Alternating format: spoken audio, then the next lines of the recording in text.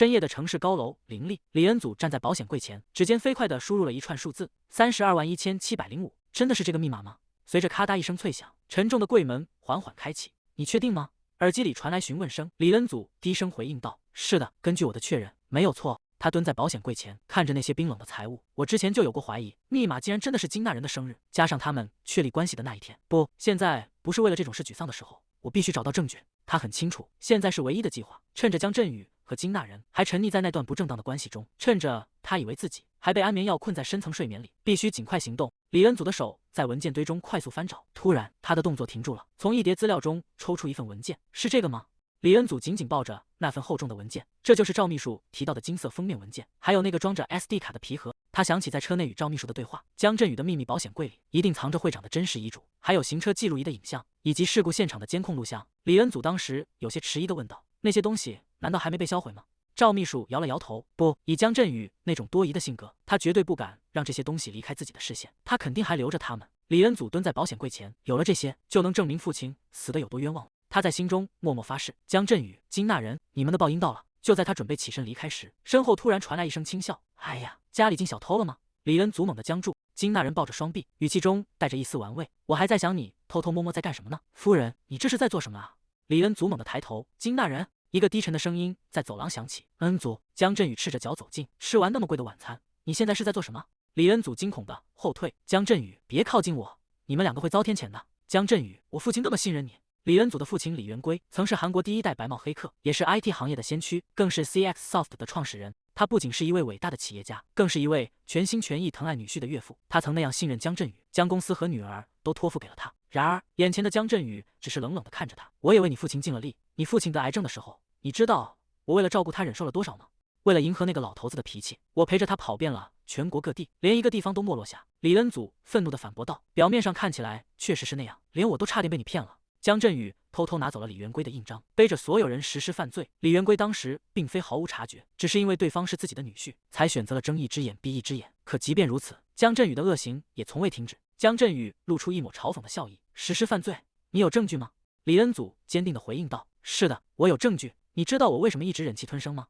哪怕我知道你和金大人在我家里做的那些肮脏事，我也一直屏息等待，因为是你害死了我父亲，伪造遗嘱，利用公司资金制造秘密资金。我一直在收集这些证据。对于亲眼目睹父亲遭遇事故，甚至因此患上创伤后应激障碍的我，江振宇，你竟然让我吃下堆积如山的精神药物。他想让我整天昏昏沉沉，沉溺在药物里，像个废人一样活着。那些药片散落在黑暗中，但我没有被骗，我只是在演戏而已。”李恩祖直视着江振宇说道：“就算我今天没法活着离开这里，赵秘书也会去检察厅。如果我在规定时间内没有出去，赵秘书就会按照约定第一时间前往检察厅。即便没有这些决定性的证据，目前掌握的间接证据也足够提起诉讼了。而且如果我在这里出了什么事，江振宇的罪名里就会多出一项谋杀罪。”江振宇沉默地站着，李恩祖抬起手腕，展示着正在运行的智能手表，只要按下一个按钮，这段录音就会立刻传送到赵秘书的云端硬盘。我告诉你，你现在彻底完蛋了，你这个杀人凶手！江振宇听着他的控诉，嘴角却勾起一抹冰冷的弧度。恩祖啊，可怜的李恩祖！李恩祖猛地睁大眼睛，江振宇看着他说道：“仔细听好，我要告诉你3件事。第一，你今天没法活着离开这里。”江振宇继续说道：“第二，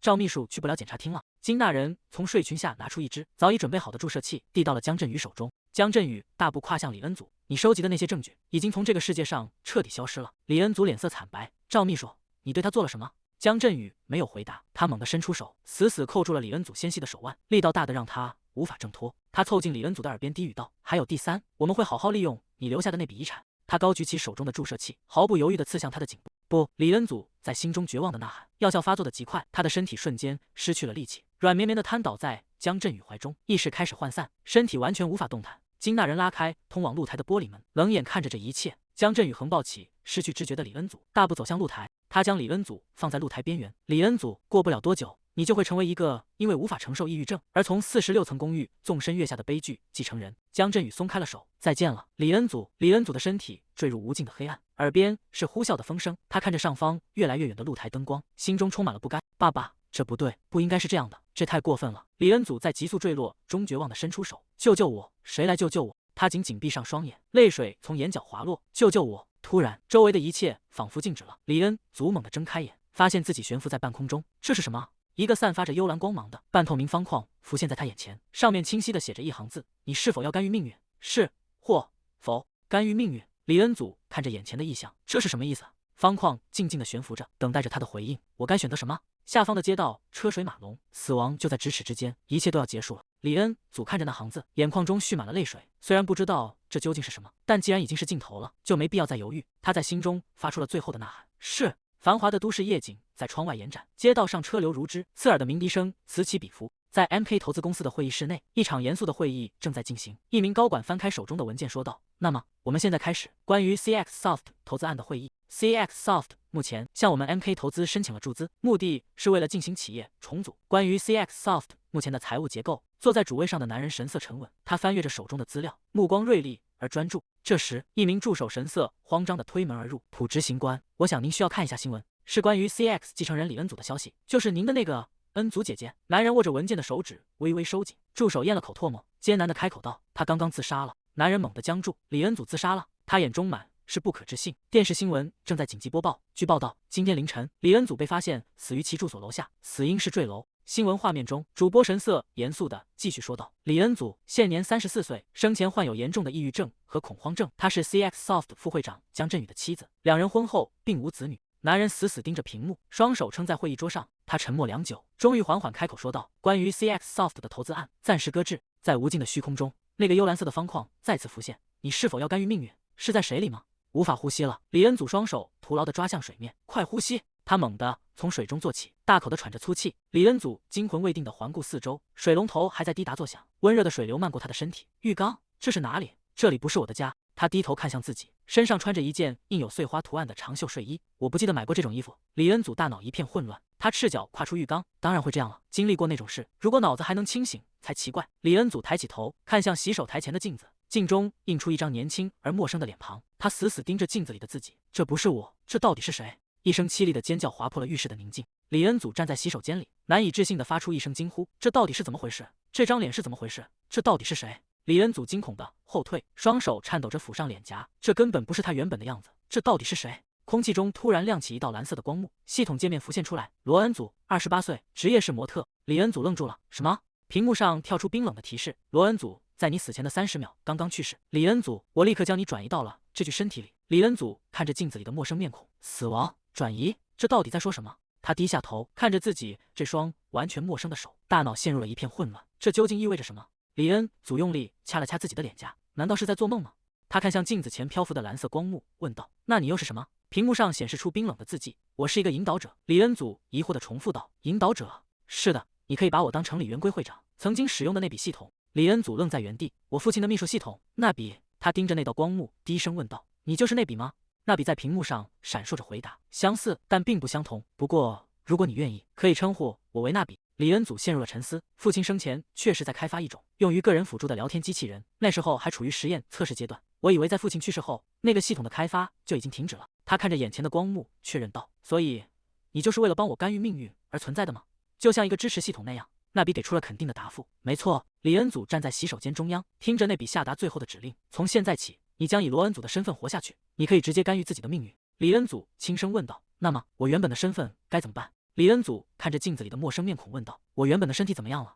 那笔在屏幕上给出回应：“你最好亲自去看看。”街道上拉起了明黄色的警戒线，警卫挥动着指挥棒，大声驱赶围观的人群。退后，请全部退后！李恩祖挤在嘈杂的人群中。天哪！周围的行人纷纷交头接耳，低声议论着这场变故，看起来像是自杀啊，真是太可怕了。李恩祖僵在原地，视线穿过人群的缝隙，看到一只苍白的手无力地垂落在担架边缘，指尖还残留着干涸的血迹。江振宇发疯般地冲向担架，恩祖，恩祖！围观者发出一阵阵同情的叹息，听说他的妻子自杀了，可怜的丈夫，真是场悲剧。江振宇紧紧抓着担架上的白布，恩祖，为什么没有了你，我该怎么活下去？李恩祖站在人群中，看着江振宇那副悲痛欲绝的模样，心中只感到一阵恶寒。那个恶心的男人。一辆黑色轿车在公路上疾驰，蒲州宪坐在后座，神情冷峻地望着窗外。李恩祖自杀了，这件事听起来竟然如此不真实。他闭上眼，11年前的往事像昨天一样清晰。那时候，李恩祖正站在高大的书架前，踮起脚尖，伸手够向高处的书籍，指尖触碰到书籍的瞬间，他发出一声轻呼：“啊！”蒲州宪站在一旁，看着他努力伸手的背影，那一幕仿佛定格在了记忆深处。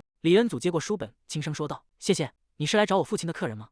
他抱着书本，脸上带着温和的笑意，自我介绍道：“我叫李恩祖。”思绪被司机的声音拉回现实。CEO，我们到了。蒲州宪一身肃穆的黑色西装，缓步走进灵堂。他停在遗像前，照片里的李恩祖笑得一如往昔，周围簇拥着洁白的菊花。李恩祖，他看着照片，默默心想，他绝不是那种会自杀的人，而且他也绝不是那种适合菊花的人。他伸出手，将一朵白花轻轻放在祭坛上。一名随从向江振宇引荐道：“副会长，这位是 MK 的蒲州县 CEO。”江振宇猛地转过头，蒲州县 CEO， 他下意识后退了半步。是什么风把您这样的大人物吹到这里来了？蒲州县神情冷峻地回应道：“我是死者的旧识。”江振宇愣了一下，抱歉，请问是怎么认识的？蒲州县看着灵堂的方向说道：“我曾短暂的跟李恩祖学过画画。”江振宇听后干笑了几声，挠着后脑勺说道：“看来我们家恩祖，我是说我的妻子，确实是一位名声在外的艺术家呀。”蒲州县冷冷地看着眼前这个男人，心中满是不屑，简直是一派胡言。他礼貌性地留下一句：“请节哀。”蒲州县转身走出了殡仪馆大楼。江振宇这个所谓的男版辛德瑞拉，靠着婚姻爬上了社会阶梯。如果他足够幸运，能娶到这样一位远超他地位的妻子，并拥有那样一位岳父，他本该心怀感激的生活。一想到那个庸俗的男人不仅是李恩祖的丈夫，现在还成了葬礼的主事人，他就感到一阵厌恶。蒲州县烦躁地抓了抓头发，低声咒骂道：“混蛋！”他疑惑地看向前方，不远处站着一个女人，那是罗恩祖。蒲州县认出了她 ，Hera and 旗下的模特罗恩祖。罗恩祖正局促地站在路边，显得有些不知所措。蒲州县走上前去问道：“罗恩祖小姐，你身体不舒服吗？”罗恩祖猛地抬起头：“你是谁？”蒲州县静静地注视着眼前的女人，眼神中透着审视。罗恩祖猛地回过神来，蒲州县，他看着这个男人。对了，我现在已经不是李恩祖了。蒲州县微微皱眉，罗恩祖小姐，即便发生了上次那种事，称呼你所属经纪公司的投资人时，难道不该使用正式的头衔吗？我可不是你的什么朋友。罗恩祖心中一惊，糟糕，该怎么办？我该说点什么才好？他强压下内心的慌乱，你为什么会在这里？是来见我的吗？蒲州县看着他，如果是为了上次那件事，我想我们的谈话已经结束了。罗恩祖愣在原地，心中满是疑惑，上次到底发生了什么？蒲州县皱起眉头，我不是说过已经无话可说了吗？如果你再这样纠缠下去，我就要……罗恩祖急切地打断道：“我认识他。”罗恩祖直视着他的眼睛，一字一顿地说道：“我也认识这个人。”蒲州县的眼神中闪过一丝诧异：“你认识李恩祖？”耳边突然传来一阵凄厉的哭喊声：“恩祖姐姐，恩祖姐姐！”蒲州县和罗恩祖同时转头看向声音来源，金大人失声痛哭：“姐姐，我们以后该怎么办啊？”呜！罗恩祖看着那两个身影，眼神瞬间变得凌厉而冰冷，牙齿咬得咯咯作响。蒲州县看着眼前的女人，那副表情是怎么回事？罗恩祖转身快步离开，我先走了。蒲州县站在原地，陷入了沉默。罗恩祖，他是 Hera 娱乐旗下的模特，而这家公司正是由 MK 投资控股的。他拥有一副无可挑剔的美丽皮囊，却是个不折不扣的麻烦制造者。粗鲁的言辞和鲁莽的行为，让他始终处于舆论的漩涡中心。手机屏幕上充斥着关于他的负面新闻：模特罗恩祖与知名男星传出绯闻，罗恩祖在咖啡馆大闹现场，各种争议报道层出不穷。蒲州县回想起那场庆祝投资协议达成的晚宴，就在那个晚上，一个他甚至连名字都叫不上来的新人模特，引发了一场意想不到的丑闻。当时在宴会厅里，罗恩祖端着红酒杯，毫无预兆地将酒液泼向了对面的人，暗红色的液体在华丽的礼服上晕开，场面一度陷入混乱。在 Hera 娱乐公司的办公室里，经纪人愤怒地指着眼前的女孩吼道：“罗恩祖，立刻向 CEO 道歉！这件事显然是你的错。”罗恩祖语气敷衍地回应道：“行吧，对不起了，我只是听说 MK 的蒲州县长得很帅，所以想近距离确认一下而已。谁能想到这会闹出什么丑闻啊？”这个艺名为纳比，本名叫做罗恩祖的模特，正用那种轻佻的语气和充满叛逆的眼神注视着前方，这副模样与他的名字完全不相称。蒲州县冷冷地看着他，真是浪费了这么好的名字。然而，名字的力量难道真的如此强大吗？罗恩祖，恩祖。蒲州县的脑海中浮现出另一个身影。罗恩祖看着蒲州县说道：“为了表示歉意 ，CEO， 我请你喝一杯怎么样？”蒲州县坐在昏暗的酒吧里，他意识到自己犯了一个错误，仅仅因为那个让他魂牵梦绕的名字，他竟然答应了这场酒约。蒲州县看着他，脑海中却不断重叠着另一个人的影子：罗恩祖小姐，恩祖小姐，恩祖。罗恩祖微微低头，红唇轻触杯缘，发出一声轻笑。蒲州县猛地从梦中惊醒，大口喘着粗气，汗水顺着额头滑落。梦境中的触感和声音依然清晰：“恩祖，恩祖啊！”即便是在梦里，那个名字依然像一道无法摆脱的咒语，紧紧缠绕着他。蒲州县低下头，双手撑在膝盖上，在寂静的深夜里反复呢喃着：“恩祖，恩祖。”是因为终于能喊出那个在心底重复了无数次的名字，所以才感到如此沉醉吗？蒲州县看着身下的罗恩祖，他发出一声轻喘，眼神迷离地望着上方。她只是一个恰好拥有恩祖这个名字的女人。在恍惚的意识中，蒲州县眼前的面孔发生了重叠。罗恩祖那头金发仿佛褪去了颜色，变成了李恩祖那熟悉的深棕色长发。那双清澈的眼眸正静静地注视着他，两只手在黑暗中紧紧交缠，指尖用力地扣在一起。那一晚，他将这个女人当成了真正的李恩祖，紧紧拥入怀中。高耸的公寓大楼在夜色中静静伫立，无数扇窗户透出零星的灯火，掩盖了所有的荒唐与秘密。罗恩祖轻声问道：“抱歉，先生，能给我一些钱吗？”浦州县停下整理衣物的动作，转过身问道：“钱？”罗恩祖站在他身后解释道：“我需要一笔封口费，去堵住某个记者的嘴。现在你是我唯一能开口要钱的人了。”浦州县语气冷淡地问道：“如果我拒绝呢？”罗恩祖微微歪着头：“那我就去散布关于昨晚发生之事的传闻，这样也没关系吗？”浦州县看着眼前的女人，只觉得厌恶至极。那一刻，心中仅存的一点怜悯也彻底消失了。浦州县坐在车后座，看着窗外，回想起刚才的一幕，他甚至曾考虑过要对那个女人负责。现在想来，真是荒谬。他无法理解，像罗恩祖那样的女人，怎么会认识李恩祖？金龟武一边开车，一边打破了沉默：“浦社长，您知道模特罗恩祖吧？”金龟武继续说道：“恩祖姐，我是说，李恩祖出事的时候，罗恩祖就在事故现场。”浦州县猛地抬起头：“什么？”金龟武将平板电脑递到后座：“您看看这篇报道。”屏幕上是一张混乱的现场照片，警戒线外挤满了围观群众。新闻标题赫然写着“关于李恩祖坠楼事故的消息”。照片的角落里，罗恩祖正捂着嘴，神情惊恐，眼中似乎闪烁着泪光。浦州县盯着屏幕，他在哭吗？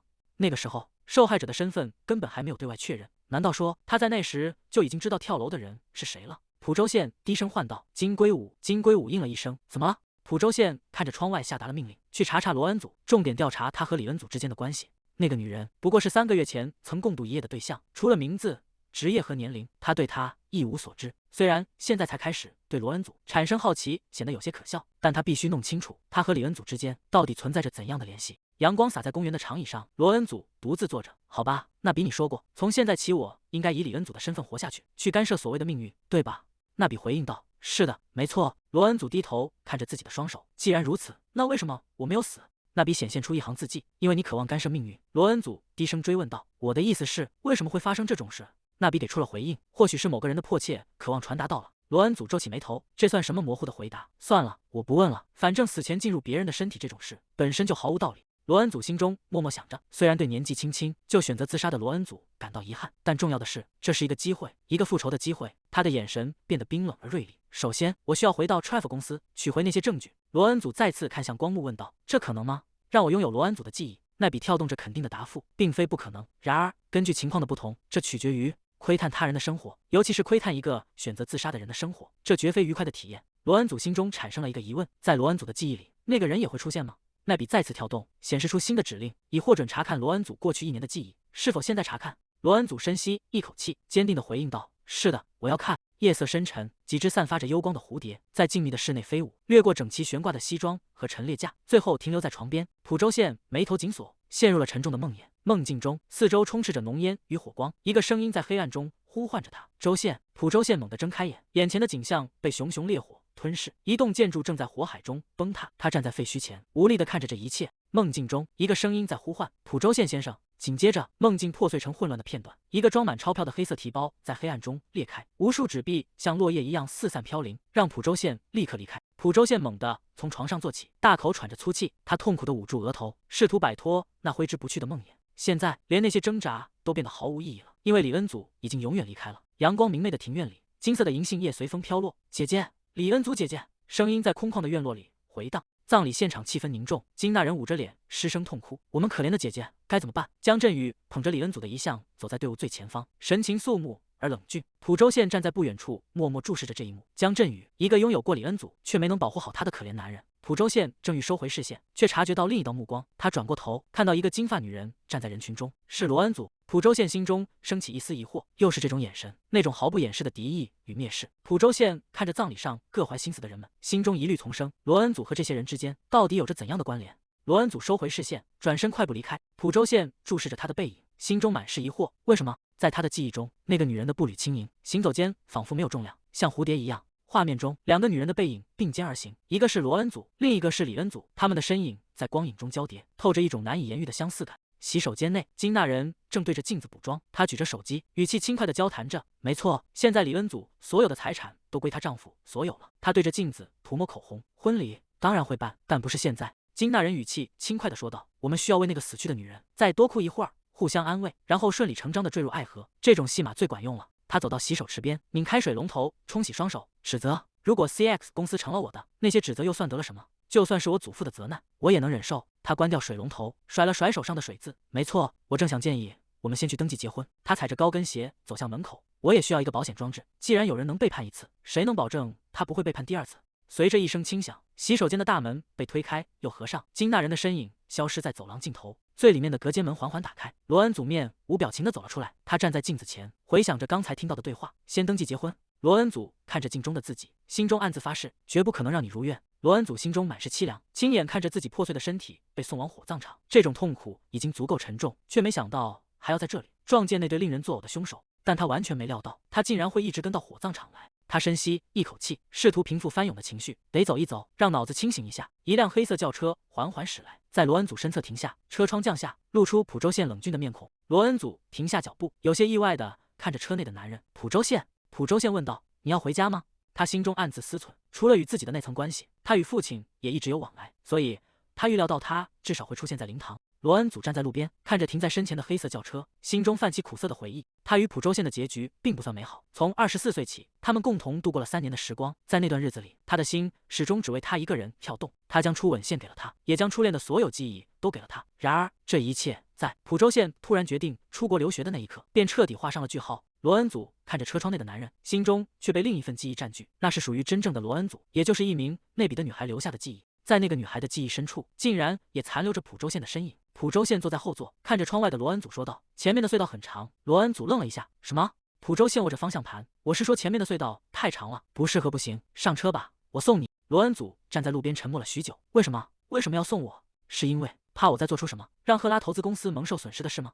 记忆的闸门随之开启。在罗恩祖与浦州县的丑闻爆发后，那个男人冷冷地说道：“我不是那种能被卷入这种低级丑闻的人。”罗恩祖当时愣在原地，难以置信地问道：“低级丑闻？你这是什么意思？”浦州县转过身：“我的每一项行动都有人在盯着，而作为丑闻的对象，你实在太爱惹麻烦，粗鲁、轻浮，甚至有些庸俗。”这些伤人的话语像针一样扎在记忆里。浦州县坐在驾驶座上，仿佛那些刻薄的评价从未改变过。罗恩祖双手抱胸：“所以连丑闻也得看门第吗？真是滑稽！你到底想把那些话做给谁看？”在罗恩祖的记忆中，他与浦州县的第一次见面简直糟糕透顶。昏暗的餐厅里，浦州县摇晃着红酒杯，眼神冷漠地审视着对面的女人，直到他得知这个一名为内比的模特，真实姓名叫做恩祖。那一刻，浦州县看向他的眼神发生了微妙的变化。罗恩祖单手托腮，带着挑逗的语气问道：“先生，你想和我睡吗？”浦州县放下酒杯，语气平淡地回应道：“我不随便和人上床。”罗恩祖轻笑一声，伸手抚上他的手臂，指尖轻轻摩挲着他的西装面料。既然如此，那先从接吻开始怎么样？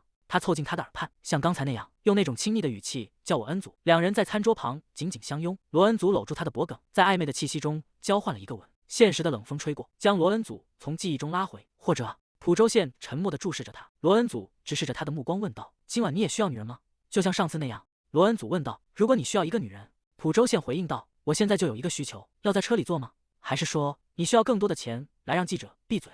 罗恩祖沉默地看着他。在他眼中，罗恩祖或许就是那种为了钱而疯狂的女人，只要给够了钱，随时随地都能跟任何男人走。罗恩祖心中暗自思忖，如果是真正的罗恩祖，现在会说什么？罗恩祖平静地拒绝道：“不，我不想。”他微微欠身：“我打算走一走，请慢走，先生。”罗恩祖停下脚步，黑色轿车在路边缓缓停靠。浦州县降下车窗：“听好了，罗恩祖，别再做这种不符合你性格的行为。上车。”罗恩祖沉默着坐进副驾驶位，车厢内陷入了一片死寂。罗恩祖转头看向窗外，高楼大厦在视线中飞速后退。他看着玻璃倒影中的自己，心中默念着那个名字 Trifle。车窗外的城市景象显得有些疏离。罗恩祖的神情逐渐变得深沉。浦州县沉声问道：“你为什么去那里？”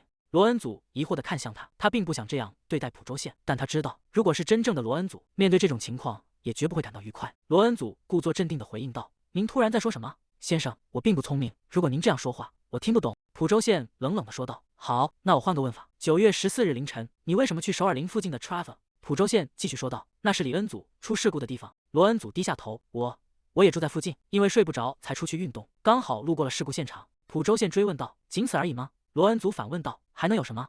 黑色轿车在繁华的街道上疾驰而过，消失在车流之中。浦州县握着方向盘，语气冰冷地质问道：“穿着碎花连衣裙和运动鞋，在那个时间出去运动，还看着事故现场流泪？”罗恩祖转过头看向他：“先生，您是在审问我吗？难道您是想说是我杀了李恩祖？我知道您一直看不起我，但这也太过分了。”罗恩祖看着窗外，记忆中的浦州县总是带着温和的笑意，与他完全不同。对罗恩祖而言，浦州县从来都不是一个好男人。他傲慢，无视他人的感受，是一个刻薄、冷酷且残忍的人。罗恩祖陷入了回忆，当初他确实是因为需要钱才去接近浦州县，那时候另一桩丑闻即将被曝光，如果不能阻止，他的职业生涯就会彻底终结。记者索要巨额的和解金，但罗恩祖根本拿不出那么多钱。在走投无路的情况下，他唯一能想到的办法就是与浦州县共度一夜，然后向他开口借钱。明知这是错误的，但别无选择的罗恩祖只能厚着脸皮抬起头。在那个凌乱的清晨，罗恩祖裹着睡袍，看向浦州县问道：“如果昨晚的事传出去，你也没关系吗？”浦州县头也不回地回应道：“如果你不够聪明，至少应该学会察言观色。”一张支票被随手扔在桌上，浦州县语气平淡地继续说道：“对我来说，一晚算得了什么？你觉得像你这样的女人很稀奇吗？”罗恩祖愤怒地质问道：“就算对你来说不算什么，你非要说的这么难听吗？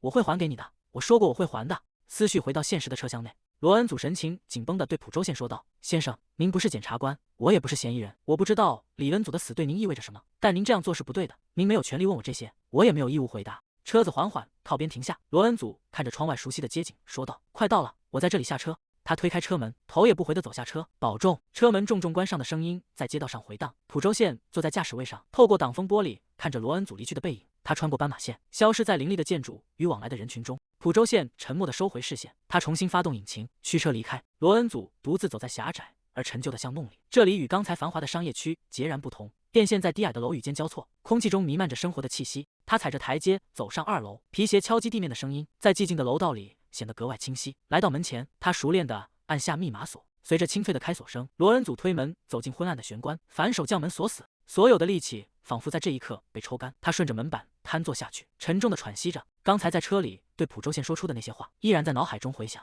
你没有权利问我这些，我也没有义务回答。浦州县在车内低声问道：“如果李恩祖的死对我来说意味着世界崩塌呢？那样的话，我有权利问了吗？”罗恩祖蜷缩在玄关的地板上：“你是白痴吗？那显然是谎言，只是随口一说的话罢了。没有人比他更清楚那是谎言。”曾经整整3年，他们分享着彼此最深的情感。然而，浦州县夺走了他的一切，像风一样消失得无影无踪。李恩祖甚至是从父亲李元圭口中才得知他要出国留学的消息。在画室里，李恩祖绝望地跪在地上，颜料洒了一地，画布上被划出了巨大的叉号。整整8年，他心中的空洞从未被填补。在绝望中，李恩祖选择了结婚，但即便如此，他破碎的心也从未真正愈合。如果真的像浦州县说的那样痛苦，他当初就不该再次出现。他以 MK 投资公司 CEO 的身份回国了，却从未联系过我。罗恩祖站在昏暗的房间里，归根结底，对他而言，我只值那么多。现在他竟然说他的世界崩塌了，为什么要撒这种谎？罗恩祖愤怒地攥紧拳头，那个将我从生命中抹去了整整8年的男人，浦州县，你到底哪一部分才是真实的？为什么听到恩祖这个名字时，他会露出那样渴望的眼神？罗恩祖烦躁地踢掉脚上的高跟鞋，靠在门板上自嘲地笑了笑，真是荒谬。难道你真的想相信他还在爱着你吗？你很清楚，那不可能是真的。他赤着脚踩在冰冷的地板上，一步步走向房间深处。罗恩祖环视着这间狭窄的单身公寓，是时候面对现实了。夜色渐深，他坐在电脑前，开始整理罗恩祖留下的痕迹。姓名：格恩祖，艺名赖比，曾经梦想成为在 T 台上昂首阔步的超级模特，但因为身高不足，最终只能从事试衣模特和杂志拍摄的工作。而现在，连这份工作也彻底断绝了。他在赫拉娱乐的人际关系极其糟糕，甚至被同事们戏称为漂亮的花瓶或美丽的垃圾。罗恩祖敲击着键盘，调出了银行账户信息，2个账户，现金资产总计172万韩元。罗恩祖盯着屏幕上的数字，简直不敢相信，全部家当竟然只有172万韩元。更令人绝望的是，这间狭窄单间公寓的月租就要50万韩元。罗恩祖感到一阵荒谬，这个年纪的人怎么可能只存下这么一点钱？没有稳定的工作，赚到的钱也总是立刻挥霍一空。他是一个无依无靠的孤儿，每一天的生活都如同地狱。无论他如何努力挣扎，处境都没有丝毫改善。罗恩祖独自走在霓虹闪烁的街头，背影显得孤单而决绝。既然如此，我也要带着罗恩祖的那份遗憾活下去。现在必须先专注于作为李恩祖该做的事。他列出了接下来的计划：第一，打开浦州县在 Travel 的秘密保险库；第二，找到秘书；第三，去见父亲李元圭曾经的同事们寻求帮助。首先，我得想办法回到 Travel。那张存有父亲真实遗嘱和各种视频证据的 SD 卡必须重新拿回来，可是该怎么做？罗恩祖脑海中浮现出江振宇的身影，即便江振宇是个笨拙的蠢货，以自己现在的处境，根本无法接近他。如果赵秘书还在身边，或许还能筹划些什么，但现在甚至不知道赵秘书是生是死。如果他还活着，绝不可能不出现在葬礼上。罗恩祖合上笔记本电脑，发出一声沉重的叹息。特洛伊夫是一座安保极其严密的公寓楼，绝不可能就这样大摇大摆地走进去。就在这时，放在床上的手机剧烈震动起来。罗恩祖转过头，看着屏幕上跳动的来电显示，是郑素恩社长打来的。酒吧的吧台前，浦州县与金龟武并肩而坐。金龟武侧过头问道：“你还好吗？”浦州县反问道：“我看起来像是不好的样子吗？”金龟武看着他说道：“李恩祖对你来说并不是普通人吧？”浦州县沉默着，端起酒杯一饮而尽。金龟武继续说道：“你以前挑选交往对象，甚至挑选结婚对象，都是为了把他们介绍给李恩祖才慎重选择的。虽然挑来挑去，最后都结束了，蒲州宪放下酒杯，回应道：“是吗？我不记得了。”金龟吾有些无奈地问道：“你在开玩笑吗？”蒲州宪没有回答，他的思绪飘回到那些代码跳动的深夜。在高丽大学计算机工程系，蒲州宪曾是被誉为传奇天才的存在。年仅20岁，他就开发出了一套惊人的安全程序，因此获得了数十亿韩元的报酬，并接到了各大财团抛出的橄榄枝。李元圭会长当年也非常看好蒲州宪，甚至对他偏爱有加。对于蒲州宪与自己的女儿李恩祖来往，李元圭总是睁一只眼闭一只眼。蒲州宪曾被外界盛传将成为 CX Soft 的女婿，然而就在某个早晨，他突然离开了韩国。这件事至今在同龄人中仍是一个谜，但我知道原因。金龟武看着身旁的蒲州宪说道：“清醒一点吧，李恩祖已经不在了，他不只是结婚了，而是已经死了。”蒲州宪冷冷地回应道：“别说了，我可不是那种抓着死人不放的阴郁家伙。”金龟武追问道：“那么你是不打算调查那笔了吗？”蒲州宪反问道：“为什么不查？”金龟武有些困惑：“什么叫为什么？你刚才不是才说自己不是那种抓着死人不放的阴郁家伙吗？”蒲州宪沉默了片刻：“不去调查他，我必须弄清楚他接近我的时候是不是已经知道了李恩祖的事。”夕阳沉入地平线，余晖将整座城市染成了暗红色。罗恩祖坐在桌前，看着手机屏幕上的来电。在赫拉公司里，郑素恩社长是唯一对李恩祖展现过善意的人。罗恩祖接起电话说道：“我知道了。”他挂断电话，看着面前闪烁的虚拟屏幕：“我已经快3个月没工作了。既然他说要给我安排活计，无论是什么我都得接，毕竟我还要吃饭，还要交房租。”罗恩祖环视着狭窄的房间，不仅如此，我现在最需要的是一个机会，或者说一个能打破现状的催化剂，所以无论如何我都必须去。他重新坐回电脑前，对着人工智能系统那笔问道：“告诉我一些注意事项，比如作为向导需要注意什么，或者有哪些必须避开的人。”那笔的蓝色界面快速闪烁，屏幕上浮现出一行清晰的字迹：“警惕蔡正惠。”罗恩祖低声重复道：“蔡正惠。”在罗恩祖的记忆中，蔡正惠是赫拉娱乐里最邪恶的存在，也是最难对付的反派。罗恩祖指尖抵住下巴：“既然如此，我也必须做好万全的准备。”赫拉娱乐公司大厅，蔡正惠瞥见了一个身影，有些迟疑地问道：“那边走过来的是那笔吗？”坐在对面的男人回应道：“没错，就是他。”罗恩祖迈步走进大厅，神色平静而从容。蔡正惠盯着罗恩祖，心中暗自诧异：那是那笔，表情竟然这么轻松。蔡正惠站起身：“经记者，请稍等一下，我有个要打招呼的人。”经记者点头应道：“啊，好的。”蔡正惠大步走向大厅中央：“喂，那笔。”罗恩祖停下脚步，转过身，直视着走来的女人。蔡正惠皱起眉头，换作平时，这丫头早就该低头避开视线了，为什么现在盯着我看的时候眼神这么大胆？蔡正惠走到近前喊道：“喂，你！”罗恩祖神色自若地回应道：“前辈，说起来，去年6月在巴厘岛，你和汉荣餐饮的 CEO 金明秀在一起吧？”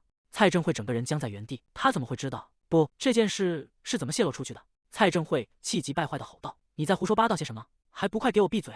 罗恩祖没有理会他的愤怒，迈步走向电梯。听说巴厘岛是个好地方，什么时候再去一次吧？希望下次是和你丈夫一起去。电梯门缓缓合上，只留下蔡正惠一个人站在走廊里，浑身颤抖。蔡正惠僵在原地，那个女孩，她是疯了吗？还是吃了药？她以为自己是谁，竟敢瞪大眼睛在这里闹事？蔡正惠指着电梯的方向，对着身边的经记者怒吼道：“一个廉价的3流模特，居然敢跟我作对！”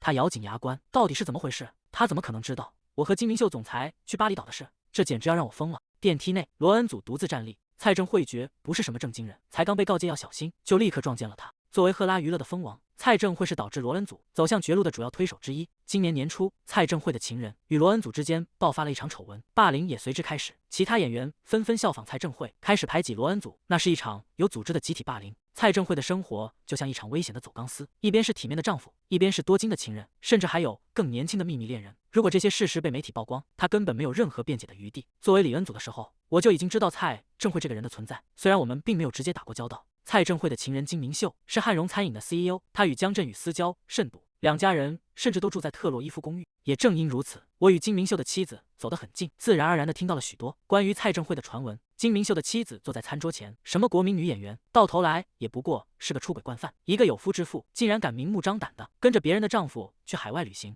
她从包里拿出一叠照片，推到我面前。我雇了人去搜集证据，这是他们这次在巴厘岛的照片，还有上次在瑞典和瑞士的。金明秀的妻子看着那些照片，说道：“我会把这些证据一张张攒起来，等到离婚诉讼的时候再拿出来。只有这样，我才能分到更多的财产。李作家，你也好好收集这些证据吧。当然，对你来说，与其说是为了分的财产，不如说是为了不让那些资产被他们夺走。”李恩祖沉默地听着。江振宇的绯闻虽然还没到那种程度，但性质同样恶劣。画面转到赫拉娱乐的办公室内，郑素恩社长坐在办公桌后，圣罗兰正在举办一场私人时装秀，据说超模们会在 T 台上走秀，而试衣模特则会被安排在场内。罗恩祖有些迟疑地回应道：“我不想去那个，其他的模特大概又会欺负我。”郑素恩社长沉吟片刻，那倒也是。那么这个怎么样？他拿出一份文件，继续说道：“这是由 Roxy 主办的 VIP 派对，他们会在宾客中混入一些有潜力的模特或演员。”罗恩祖走上前，从桌上拿起另一份蓝色文件夹，指尖轻轻划过封面。郑素恩社长愣了一下：“那个是？”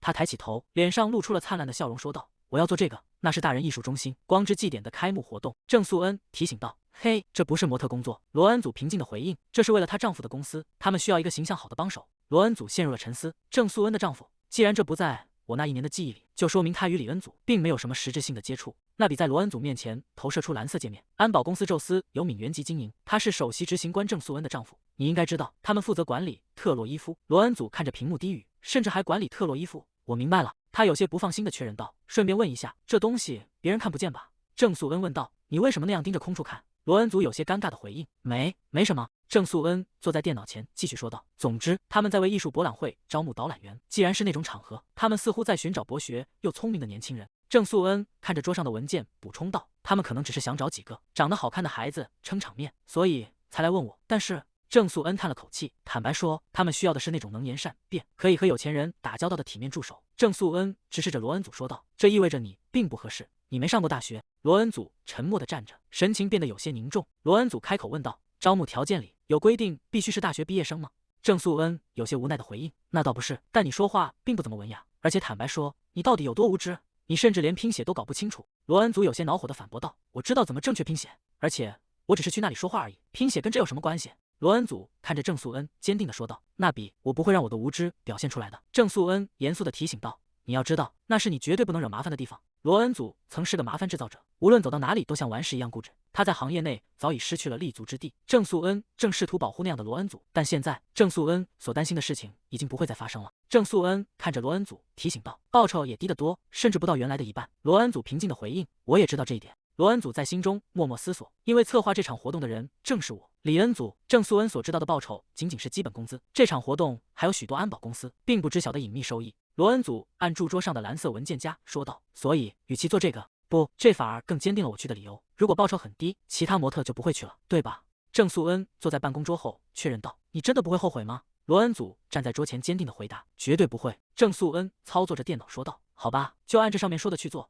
你现在可以走了。”罗恩祖微微点头致意：“谢谢你。”郑素恩叫住了正要离开的罗恩祖：“那比，你为什么要一直用敬语，甚至还像模像样的鞠躬打招呼？你今天太奇怪了，你是吃错药了吗？”罗恩祖迟疑了一下，回应道：“不是那种药，但我几天前确实吃了一些安眠药。”郑素恩皱起眉头追问：“安眠药吃了多少？”罗恩祖平静地回答：“大概30片。”郑素恩猛地从座位上站起来，惊叫道：“那比，你疯了吗？那样会死人的！”不久前，正是郑素恩带着罗恩祖去了治疗抑郁症的医院，他被开了抗抑郁药和安眠药，但他并不知道那些药效会有那么强。郑素恩看着罗恩祖，继续说道：“你觉得如果你死了，会有人为你哀悼吗？他们大概会高兴地跳起舞来。你想看到那种场面吗？”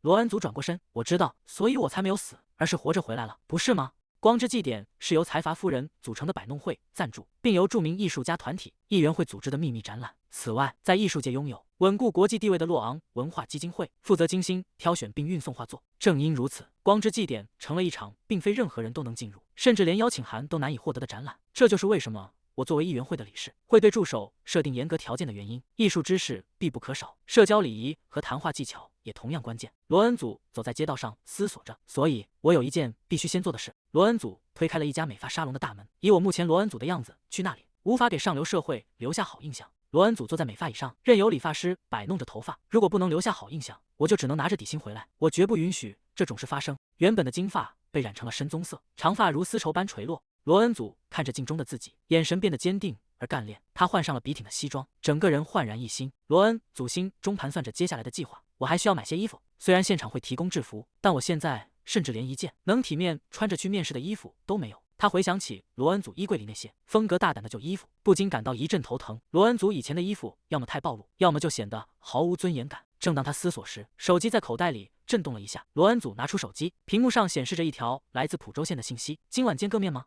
罗恩祖停下脚步，盯着屏幕上的名字。为什么偏偏是现在突然发这种信息？记忆的碎片在脑海中浮现，那是罗恩祖曾经的模样。我会还给你的，如果你需要女人，随时联系我，我会陪着你。那句话虽然是在愤怒之下冲口而出，却也带着几分真心，因为当时的罗恩祖确实对于蒲州县共度的夜晚感到十分满意。这段记忆并非来自8年前，而是仅仅3个月前，这是属于罗恩祖的记忆。在控制台，在桌边，在浴缸，最后在床上，两人疯狂地纠缠在一起。浦州县在那晚表现得并不寻常，他抱着另一个女人，内心却疯狂地渴望着那个他在8年前抛弃的女人。但那一晚也是一切的终点。罗恩祖向他索要金钱，浦州县则冷酷地转身离去。在那之后，罗恩祖曾多次纠缠他，但浦州县始终表现得极其冷漠，完全无视了他的存在。罗恩祖看着手机屏幕，心中充满了疑惑。在发生了这一切之后，他为什么突然想要见面？他握紧手机，陷入了长久的沉默。罗恩祖站在街头，脑海中浮现出浦州县赤裸上身的模样。不，这不对，这种关系真的不正常。他无法接受自己与浦州县之间存在这种只有欲望而没有感情的纠葛，这绝不是李恩祖会做出的选择。罗恩祖低下头，手指在手机屏幕上快速敲击，回复了一行冰冷的文字：不，请现在就忘了我吧。他看着发送成功的界面，长舒了一口气，这样应该就足够了。罗恩祖收起手机，迈步走向街道深处。现在，罗恩祖与浦州县之间的关系彻底结束了。光之祭典活动当天，迪亚艺术中心，整座现代艺术博物馆在阳光下显得格外肃穆。这里即将拉开一场秘密盛宴的序幕。罗恩祖站在更衣室的镜子前，摘掉了所有多余的首饰，只画了淡淡的妆容。为了确认时间，他只在手腕上留了一块腕表。罗恩祖整理好深色西装的扣子，看着镜中干练的自己低语：“很好，准备出发。”他迈着稳健的步伐走过长廊，推开了通往展厅的大门。这里不仅仅是一个欣赏和购买画作的地方，更是一个交换品味、共享阶层、建立人脉以及为了资产增值而投入金钱的社交场。罗恩祖心中感慨万千，距离我最初策划这个活动已经过去4年了。在第2展映室门口，一名负责人正进行最后的叮嘱：“你们应该都已经熟悉了资料，只要记住一件事，每人将专门负责2名嘉宾，并引导他们参观展厅。你们需要仔细观察嘉宾，满足他们的所有需求。”负责人环视众人，补充道：“别忘了，根据你们的表现，活动结束时还会有一笔奖金。”罗恩祖站在人群中，手里拿着嘉宾名单。他注意到周围的助手里有很多年轻的艺术系学生，对他们来说，这是一个极其重要的机会。如果表现出色，甚至可能在这里找到一位终身的赞助人。罗恩祖低头看着掌心里的微型麦克风，现在最关键的一步就是把这个麦克风安装在谁身上。他紧紧攥住那2枚黑色的微型设备，心中已经有了决断。罗恩祖站在会场入口，看着宾客们陆续步入大厅，同僚低声提醒客人们进场了。在完成初步的迎接并递交麦克风后，宾客们会将设备别在领口。罗恩祖注视着这一流程，他知道如果宾客对分配的助手不满意，可以拒绝并指定其他人，但这种情况极少发生。为了能在灯光节担任助手，申请者们通常要花费1年的时间学习礼仪。正因为他们的表现总是无可挑剔，几乎没有人会被拒绝。目前场内还剩下5名助手，他们有的在等待尚未抵达的贵宾，有的则是失去了原本想服务的对象。罗恩祖的目光落在不远处的一个身影上，那是和他一起从赫拉过来的同伴。他叫杨思吗？他戴着耳机，似乎对周围争夺客人的气氛毫无兴趣。在旁人眼中，他只是个空有美貌却毫无野心的助手。罗恩祖看着杨思的背影，心中暗自琢磨：难道其他人也是这么看杨思的吗？一名中年男人走进罗恩祖，问道：“那比，你怎么还站在这里？是郑导演说你想过来，所以才把你派过来的吗？”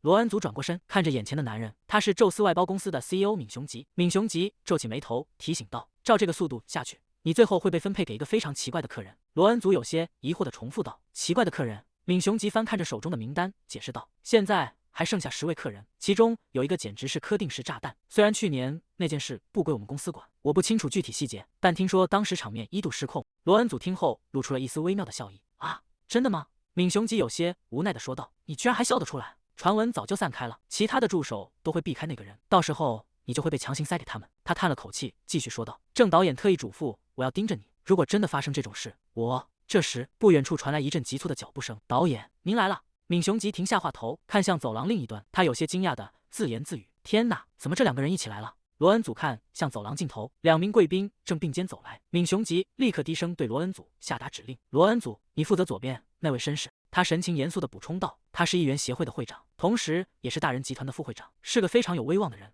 你只要保持谦逊，做好分内的事就行。”不远处的杨思听到了动静，他摘下耳机，看着闵雄吉走向另一位贵宾，并大声打着招呼：“梁理事。”闵雄吉转头看向杨思，语气变得温和了一些：“你性格沉稳又聪明，那位老夫人就交给你负责了，没问题吧？”“他就是那个大家都躲着的炸弹。”杨思平静地回应道：“是的。”罗恩祖有些担忧地看着那位老夫人，听说她确实很难应付。你听说过首尔林克罗伊菲尔吗？他最近刚搬到那里。闵雄吉叹了口气：“算了，跟你解释这些也没用。拿着，这是注意事项，全部背下来。”杨思接过那叠厚厚的资料，看着上面密密麻麻的条款，他淡淡的说道：“反正难搞的差事，最后总会落到我头上，行吧？我接了。那比，你之后得请我吃顿饭才行，知道了吗？”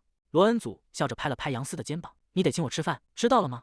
杨思被这突如其来的动作惊了一下，看着罗恩祖轻快离开的背影，金素慧曾是鲁昂文化基金会的理事，也是鲁昂集团的掌权者。在一次意外中失去独女后，她患上了严重的心理疾病，从此将余生都倾注在女儿生前喜爱的画作中。尽管她是艺术界举足轻重的赞助人，但那古怪且挑剔的性格让她在助手圈子里声名狼藉，被公认为最难伺候的客人。展厅内挂着名为《花与蝴蝶》的作品，金素慧独自站在巨大的画作前，久久地凝视着那些绚烂的色彩。她看着画中的景象，发出一声冰冷的感叹：真是个可怜的东西。金素慧停在《花与蝴蝶》系列画作前，罗恩祖跟在身后，开始熟练的讲解。这幅画的创作者深受印象派影响，非常注重光影的流动，那些看似模糊的线条其实充满了力量感。罗恩祖继续说道，特别是在处理水面上的光影反射时，艺术家付出了极大的心血。那些刻意模糊的笔触，描绘出了光的曲线运动，会让观者产生一种如梦似幻的感觉。他停顿了一下，就我个人而言，我非常喜欢这件作品。金素慧转过头，审视着眼前的年轻女孩，沉默了许久才开口问道：“你知道这幅画是作者在大学时期创作的吗？”罗恩祖回应道：“当然。”画中明亮的色调和慵懒的光线，反映了艺术家当时感受到的幸福，即便是那些模糊的线条，也透着一股坚韧的力量。罗恩祖继续说道：“在我看来，那时候画刀的使用方式反而更加纯熟。”金素慧看着眼前的年轻女孩，心中有些惊讶，一个年轻的艺术系学生竟然能有如此深刻的见解。罗恩祖微微躬身自我介绍道：“理事，我叫罗恩祖。”金素慧听到这个名字，眼神微微一动，是因为这个名字吗？她冷淡地说道：“我不需要助手。”罗恩祖平静地回应道：“我只陪您到内厅看完花与蝴蝶的数字画展示为止。”金素慧头也不回地往前走。我对数字画更没兴趣。罗恩祖语气坚定地说道。作为 CX Soft 会长李元圭的女儿，我向您保证，花与蝴蝶在数字形式下的呈现非常完美，您一定会喜欢的。金素慧沉默了，没有再出言拒绝。展厅内人流稀疏，两人一前一后穿过长廊。罗恩祖注视着金素慧的背影，从一开始，金素慧就是他的目标。罗恩祖紧随其后，走向那扇通往数字画展厅的大门。罗恩祖跟在金素慧身后，他需要一个内心容易被触动的人，一个他了如指掌的人，一个在社交界、百龙会和议员协会都有影响力的人，最重要的是，一个住在特罗伊费尔的人。满足所有这些条件的人，正是金素慧。两人步入数字画展厅，四周的墙壁被流动的花海与蝴蝶覆盖。金素慧停下脚步，看着满屋绚烂的影像说道：“他曾是我非常珍视的一位画家，虽然我们年龄相差悬殊，但在很多方面都心意相通。我真的很喜欢李恩祖这位艺术家。”罗恩祖轻声回应道：“我也是，夫人。人们常说画如其人，理事，您和这些画作非常相配。”金素慧听后露出了难得的笑意：“谢谢你，你能这么说，真是太客气了。”他打量着罗恩祖问道：“你是艺术专业的学生吗？听你的见解，倒更像是个评论家。”罗恩祖垂下眼帘，因为经济困难，我没能读完大学。金素慧沉默了一会儿，轻声问道：“那么你喜欢画吗？”罗恩祖轻声回应：“我喜欢。”金素慧问道：“是喜欢画画，还是喜欢看画？”罗恩祖回答道：“两者都喜欢。”真没想到，罗恩祖竟然会喜欢画画。沉稳的脚步声从后方传来，杨思听到那个声音，身体猛地僵住。那个声音难道是蒲州县？为什么会在这里？金素慧看着他说道：“你迟到了。”蒲州县微微躬身致歉：“抱歉，我来晚了。”金素慧转头看向罗恩祖，语气变得温和：“我约了这位朋友在这里见面，如果可以的话，能不能请罗恩祖再帮个忙，带他参观一下？”罗恩祖愣在原地：“好的，理事。”金素慧吩咐道：“给他一个剩下的麦克风吧。”蒲州县看着眼前的女人，这已经不能用巧合来解释了。他审视着正在为他整理领口麦克风的罗恩祖，这个女人的目的到底是什么？为什么她要顶着别人的身份，一直徘徊在李恩祖的身边？罗恩祖轻声说道：“好了。”金素慧站在一旁，敏锐地察觉到了两人之间异样的氛围。“你们两位认识吗？”蒲州县转过头：“是的，算是认识吧。”蒲州县走在宽阔的建筑群中，随行人员低声提醒道：“如果您有任何需要，请随时告诉我。我会一直留在您半径20米的范围内。”蒲州县与金素慧并肩而行，罗恩祖静静地跟在两人身后。蒲州县微笑着问道：“画展看得很愉快吗？”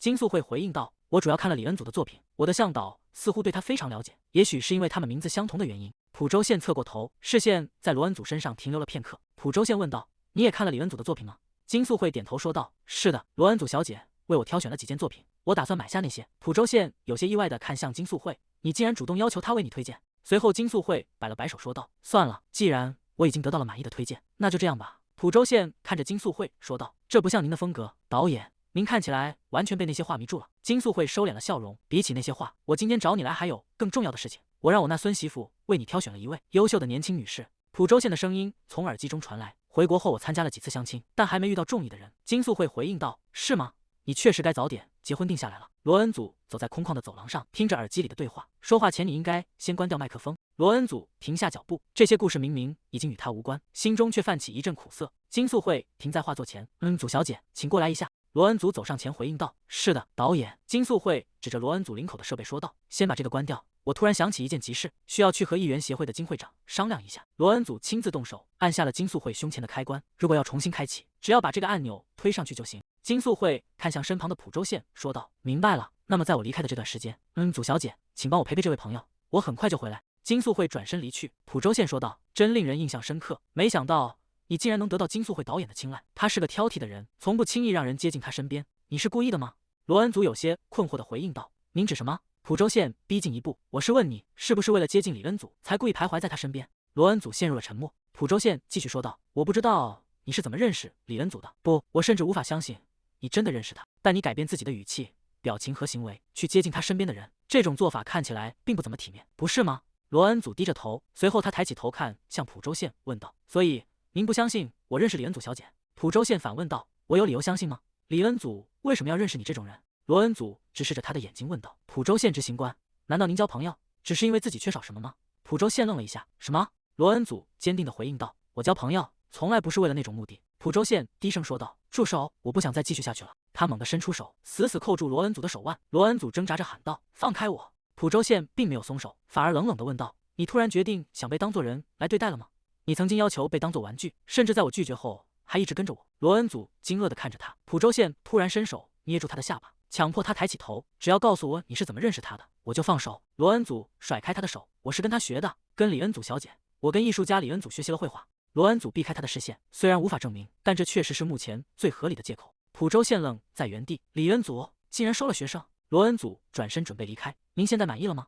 那我就先走了。”浦州宪突然叫住了他：“等等！”他接通了通讯设备，低声说道：“我是浦州宪。”“是的，明白了。”浦州宪看向罗恩祖说道：“走吧，那位把你当人对待的女士正在找你。”罗恩祖愣了一下：“什么？”浦州宪继续说道：“金素慧导演要求罗恩祖小姐去2号展厅，所以一起走吧。”助手小姐。夕阳染红了建筑的轮廓，展厅内的光线逐渐暗淡。杨思走在罗恩祖身边，低声说道：“这一点都不适合你。”杨思继续说道：“安安静静的坐着，顺从的说着是的，真是滑稽。”罗恩祖有些局促的回应道：“安静点。”由于浦州宪没有关掉麦克风，罗恩祖能够实时听到金素慧与议员协会会长的谈话。金素慧走在人群前方，神情严肃而干练，身后的随行人员紧紧跟随。他们的谈话内容主要围绕着《花与蝴蝶》系列作品，涉及哪家画廊将负责代理销售，谁会出价购买，以及最终的收益将流向何处。罗恩祖听着耳机里的动静，心中暗自思忖：难道江振宇也介入了吗？杨思忍不住开口说道：“你今天真的很奇怪。”罗恩祖语气平淡的回应道：“你觉得我会永远像个疯子一样活着吗？”杨思皱起眉头问道：“你是想说你长大了吗？你应该听过那句话，人如果突然改变，就离死不远了。”罗恩祖低声说道：“我已经死过一次了。”杨思愣在原地，随即有些恼火的说道：“如果你现在是奈比，就表现得像个内比的样子。”罗恩祖猛地转过身，眼神中透出一股寒意：“你也是那种人吗？”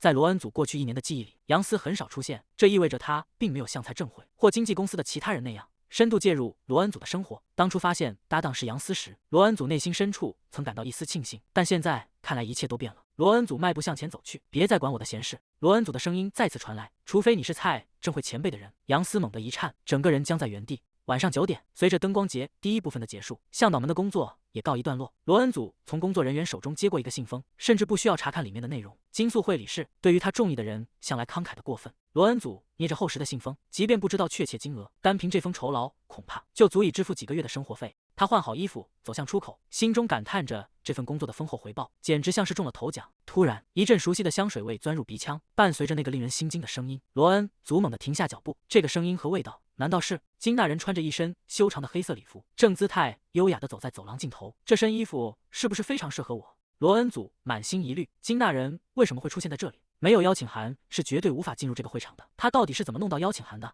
罗恩祖猛地睁大双眼，难道连江振宇都没能拿到的邀请函，竟然落到了他手里？罗恩祖想起在卧室梳妆台抽屉里，确实还留着一张没用过的邀请函，那是属于他自己的，属于李恩祖的邀请函。难道金大人翻遍了他的房间？罗恩祖死死攥紧拳头，仔细想来，金大人身上穿的那套衣服也是他的，那是圣洛朗首席设计师亲手设计的礼物，从发型、妆容到佩戴的饰品，甚至连手提包和鞋子，没有一样不是属于李恩祖的东西。蔡振慧挽着金大人的手臂，多亏了有你这么好的朋友，我才能来这种地方，你真是最棒的。金大人有些疑惑地问道：“你丈夫没拿到邀请函吗？”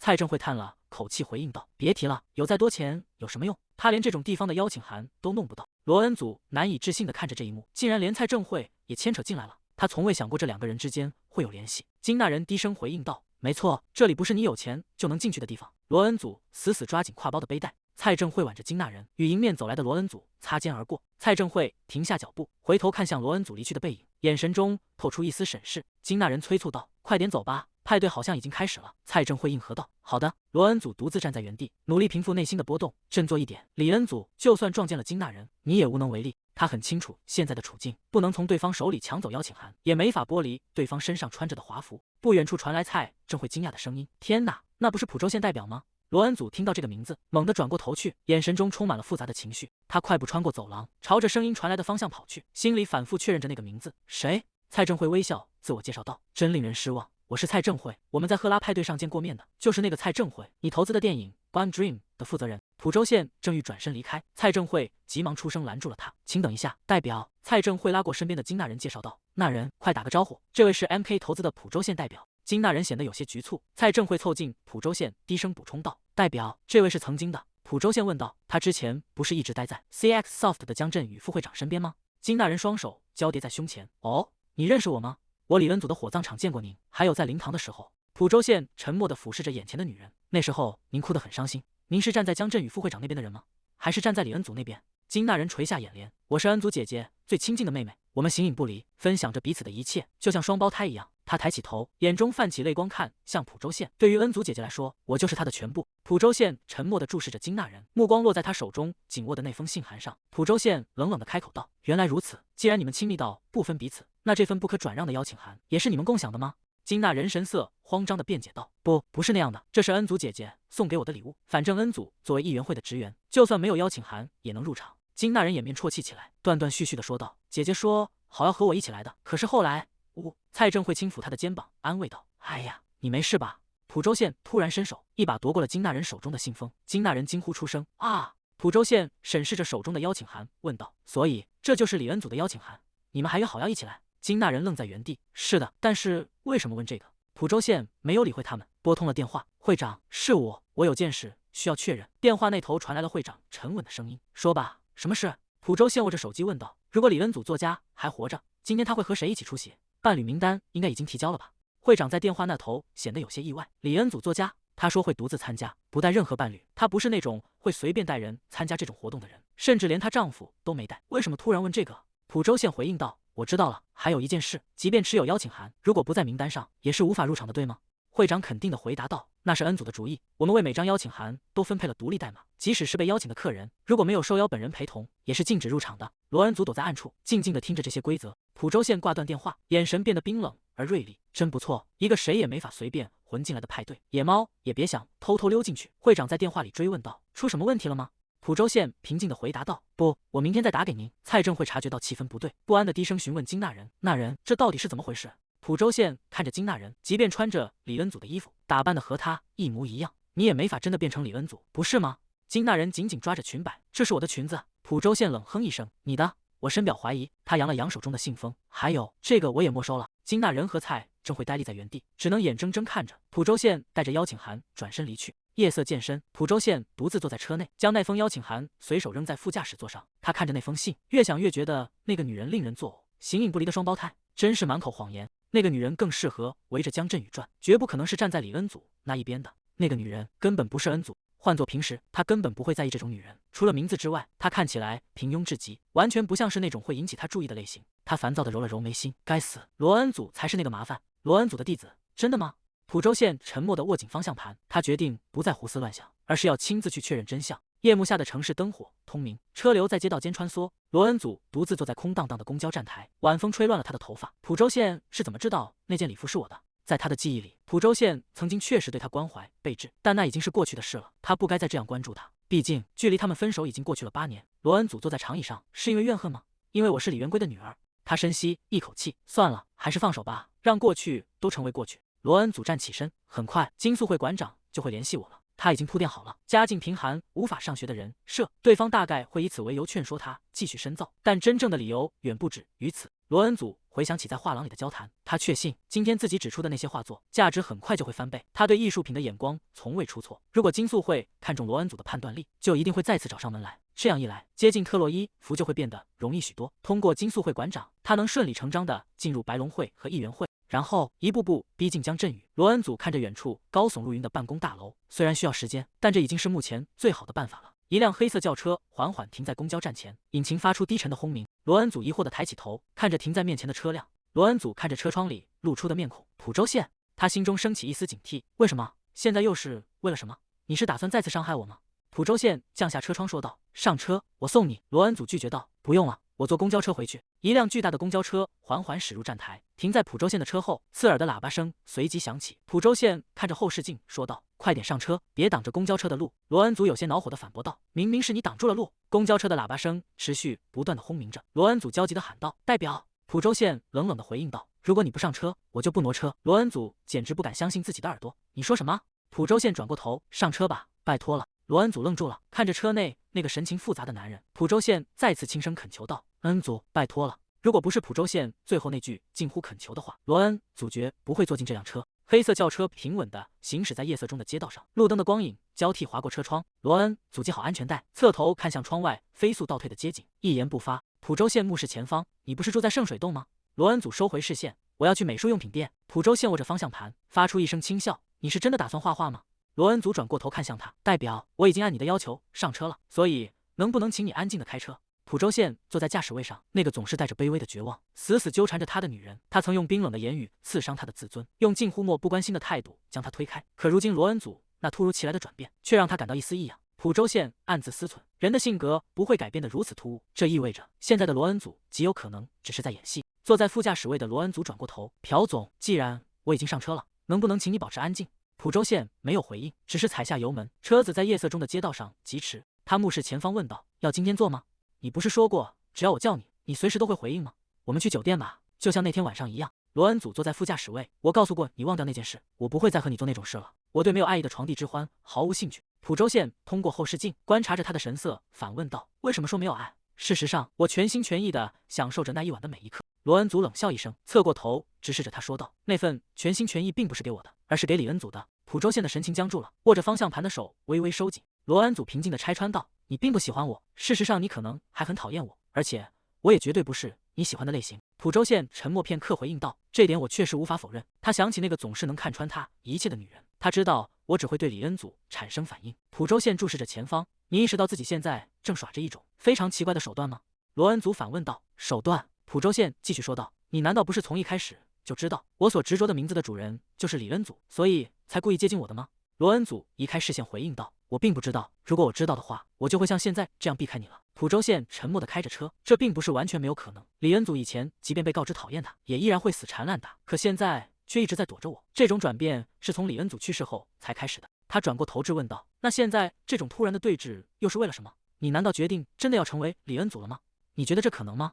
蒲州县握紧方向盘说道：“就算退一步说，你真的是李恩祖的学生，你们彼此认识，他把你留在身边教导你，那就证明给我看，证明你所说的一切不是谎言。”他停下车，转过身直视着罗恩祖说道：“说服我。”罗恩祖轻声说道：“他是一位从不轻易收徒的严师，大概是看我处境可怜，才动了恻隐之心，教我画画，或许是想让我至少拥有一技之长活下去。”他转过头看向蒲州县，补充道：“毕竟朴总您也曾是他的学生。”蒲州县冷冷地回应道：“我从没提过李恩祖教过我艺术。”罗恩祖心中一惊，确实，他从未对我提起过这件事，但我至少还有这点直觉。蒲州县露出一丝玩味的笑意，真是出乎意料，没想到罗恩祖竟然还有点小聪明。罗恩祖心中愈发坚定，这就是我不想和蒲州县扯上关系的原因。我自己的情感和李恩祖的记忆正纠缠成一团乱麻，见面的次数越多，我们就只会越深的伤害彼此。他深吸一口气，我必须彻底断绝和他的往来。罗恩祖直视着蒲州县问道：“但我真的有义务向你证明我和李恩祖老师之间的关系吗？如果你不相信我，那就随你的便吧。”蒲州县看着罗恩祖，对他而言，无论真相如何都没有区别。蒲州县握着方向盘问道：“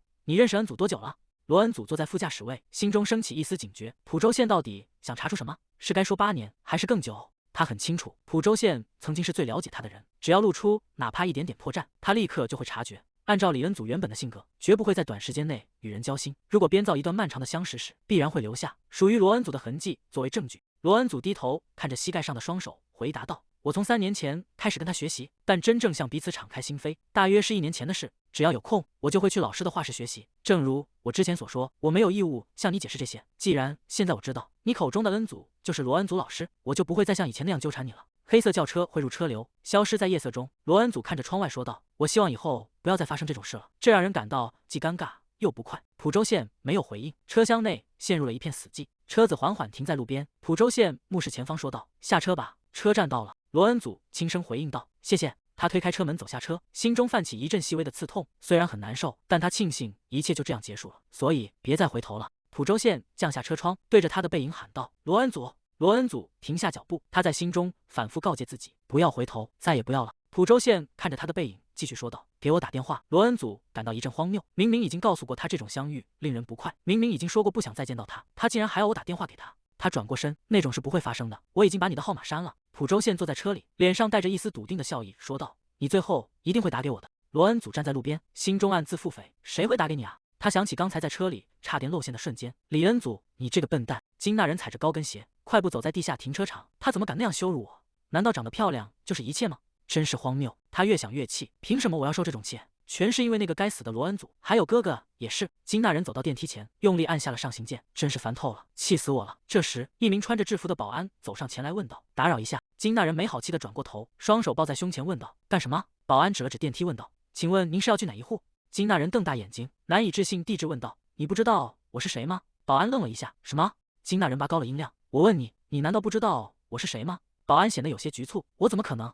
金大人双手抱胸，作为保安，难道不应该记住所有住户的脸吗？保安迟疑着问道：“住户，请问您住在哪个单元？”金大人指着上方，大声说道：“这里，顶层公寓4601号。”保安听到这个号码，露出惊讶的神色，回应道：“4601号？可是那是艺术家李恩祖的家呀！”金大人听到这个名字，整个人僵在原地。李恩祖，又是李恩祖，我真是受够他了，简直要疯了！保安并没有察觉到金大人的情绪变化，公事公办的说道：“如果您是4601号的访客，请提供您的姓名和电话号码。”还没等保安说完，金大人猛地挥起手，狠狠地甩了保安一个耳光。保安被打得侧过头去，整个人彻底懵了，完全反应不过来发生了什么。金大人指着保安的鼻子怒吼道：“你管谁叫访客？你最好给我记清楚了！”金大人按住自己的胸口，这房子的主人不是李恩祖，是我，听懂了吗？我的名字是金大人。江振宇靠在门边，看着正在试穿衣服的金大人问道：“那人触碰死人的东西，不觉得有点毛骨悚然吗？”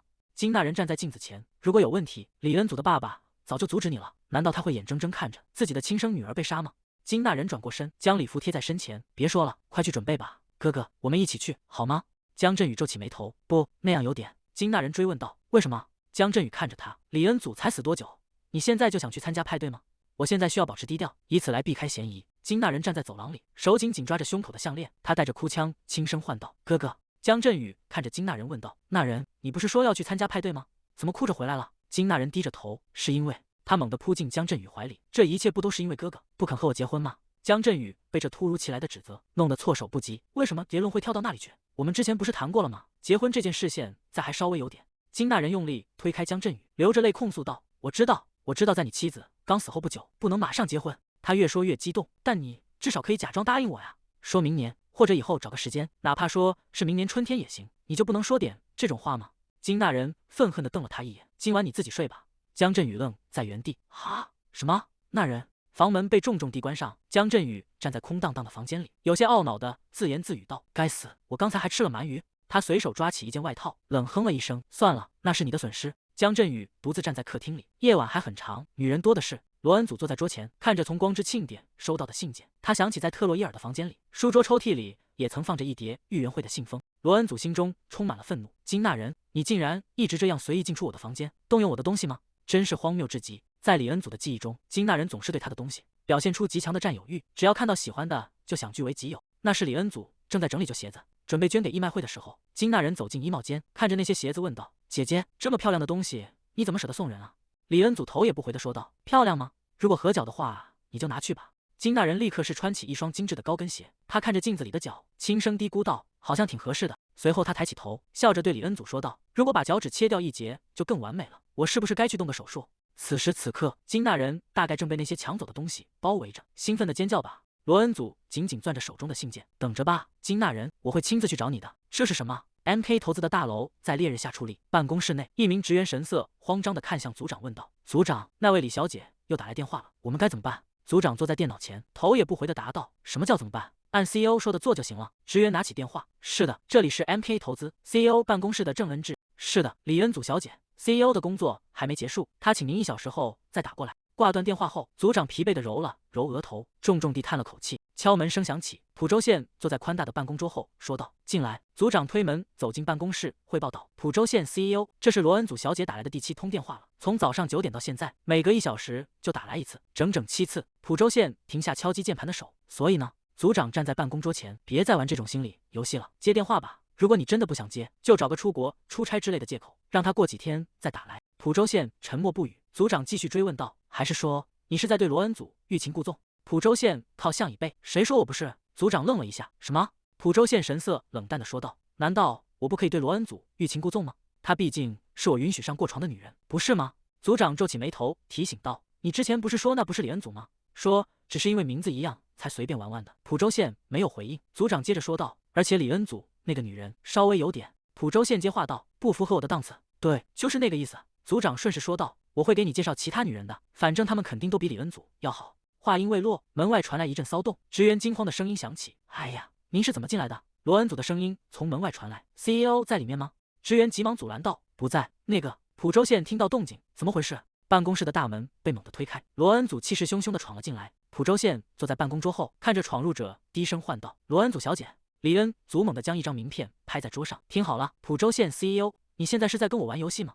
浦州县没有理会他的质问，转头看向一旁的江振宇喊道：“金龟武秘书。”金龟武立刻挺直脊背回应道：“是 CEO。”浦州县眼神冷峻：“我们公司的安保水平就只有这种程度吗？这里难道是这种不速之客可以随便闯入的地方？”金龟武神色局促地道歉道：“非常抱歉 ，CEO， 安保团队会重新。”罗恩祖突然发出一声轻笑，打断了他们的对话。他站直身体：“没错，我也觉得他们确实需要重新培训一下。”罗恩祖继续说道：“他们竟然只因为我出示了你的名片，并声称有预约，就直接放我进来了。”他盯着浦州县的眼睛：“我还以为，既然你一直不接我打到办公室的那些疯狂电话，你应该早就把这张名片扔掉了呢。”浦州县坐在办公桌后，我只是不想亲自给你打电话，也不想在手机里存你的号码。他露出一丝玩味的笑意：“罗恩祖小姐，看来你还是不明白，让你主动打电话给我，比我把名片塞进信封里要容易得多。”罗恩祖沉默地注视着他。浦州县收起笑意：“那么你找我有什么事？”罗恩祖冷冷地回应道：“已经结束了，那个东西就在这里，我原封不动地还给你，请你知晓这一点。”浦州县看着桌上的信封，金龟武秘书。金龟武立刻应声：“是 CEO。”浦州县继续说道：“送2杯茶进来，然后你就出去吧。”江振宇有些局促地站在一旁。罗恩祖生硬地拒绝道：“我不需要茶，我也正打算走。”浦州县语气不容置疑：“罗恩祖小姐，坐下，别在员工面前让我们彼此难堪，坐下谈。”罗恩祖停下脚步，沉默地看着他。他想起之前收到的那份赞助，参加光之庆典的人可以获得0到1000万韩元的赞助金。金素慧导演一向出手阔绰，在信封里放了最高额度的支票，甚至还附上了一份洛昂文化基金会的奖学金计划，希望他能继续深造艺术。罗恩祖看着手中的信件，那是光之庆典的赞助金。然而浦州县却打破了庆典的惯例，做出了前所未有的举动。两人相对而坐，办公室内的气氛有些凝重。浦州县端起茶杯：“是金额太少了吗？”罗恩祖坐在沙发上：“是的，太少了。我原以为既然挂着 MK 的名号，你至少会放进10亿韩元。”他直视着浦州县：“区1亿韩元，你是在开玩笑吗？”浦州县靠在沙发椅背上：“区1亿，你是在开玩笑吗？我见过有人拿更少的钱，也依然心怀感激。”罗恩祖语气坚决：“我告诉过你，我不会再参与那种交易了。”浦州县重复着他的话：“那种交易吗？你是在通过抬高身价来增加筹码吗？”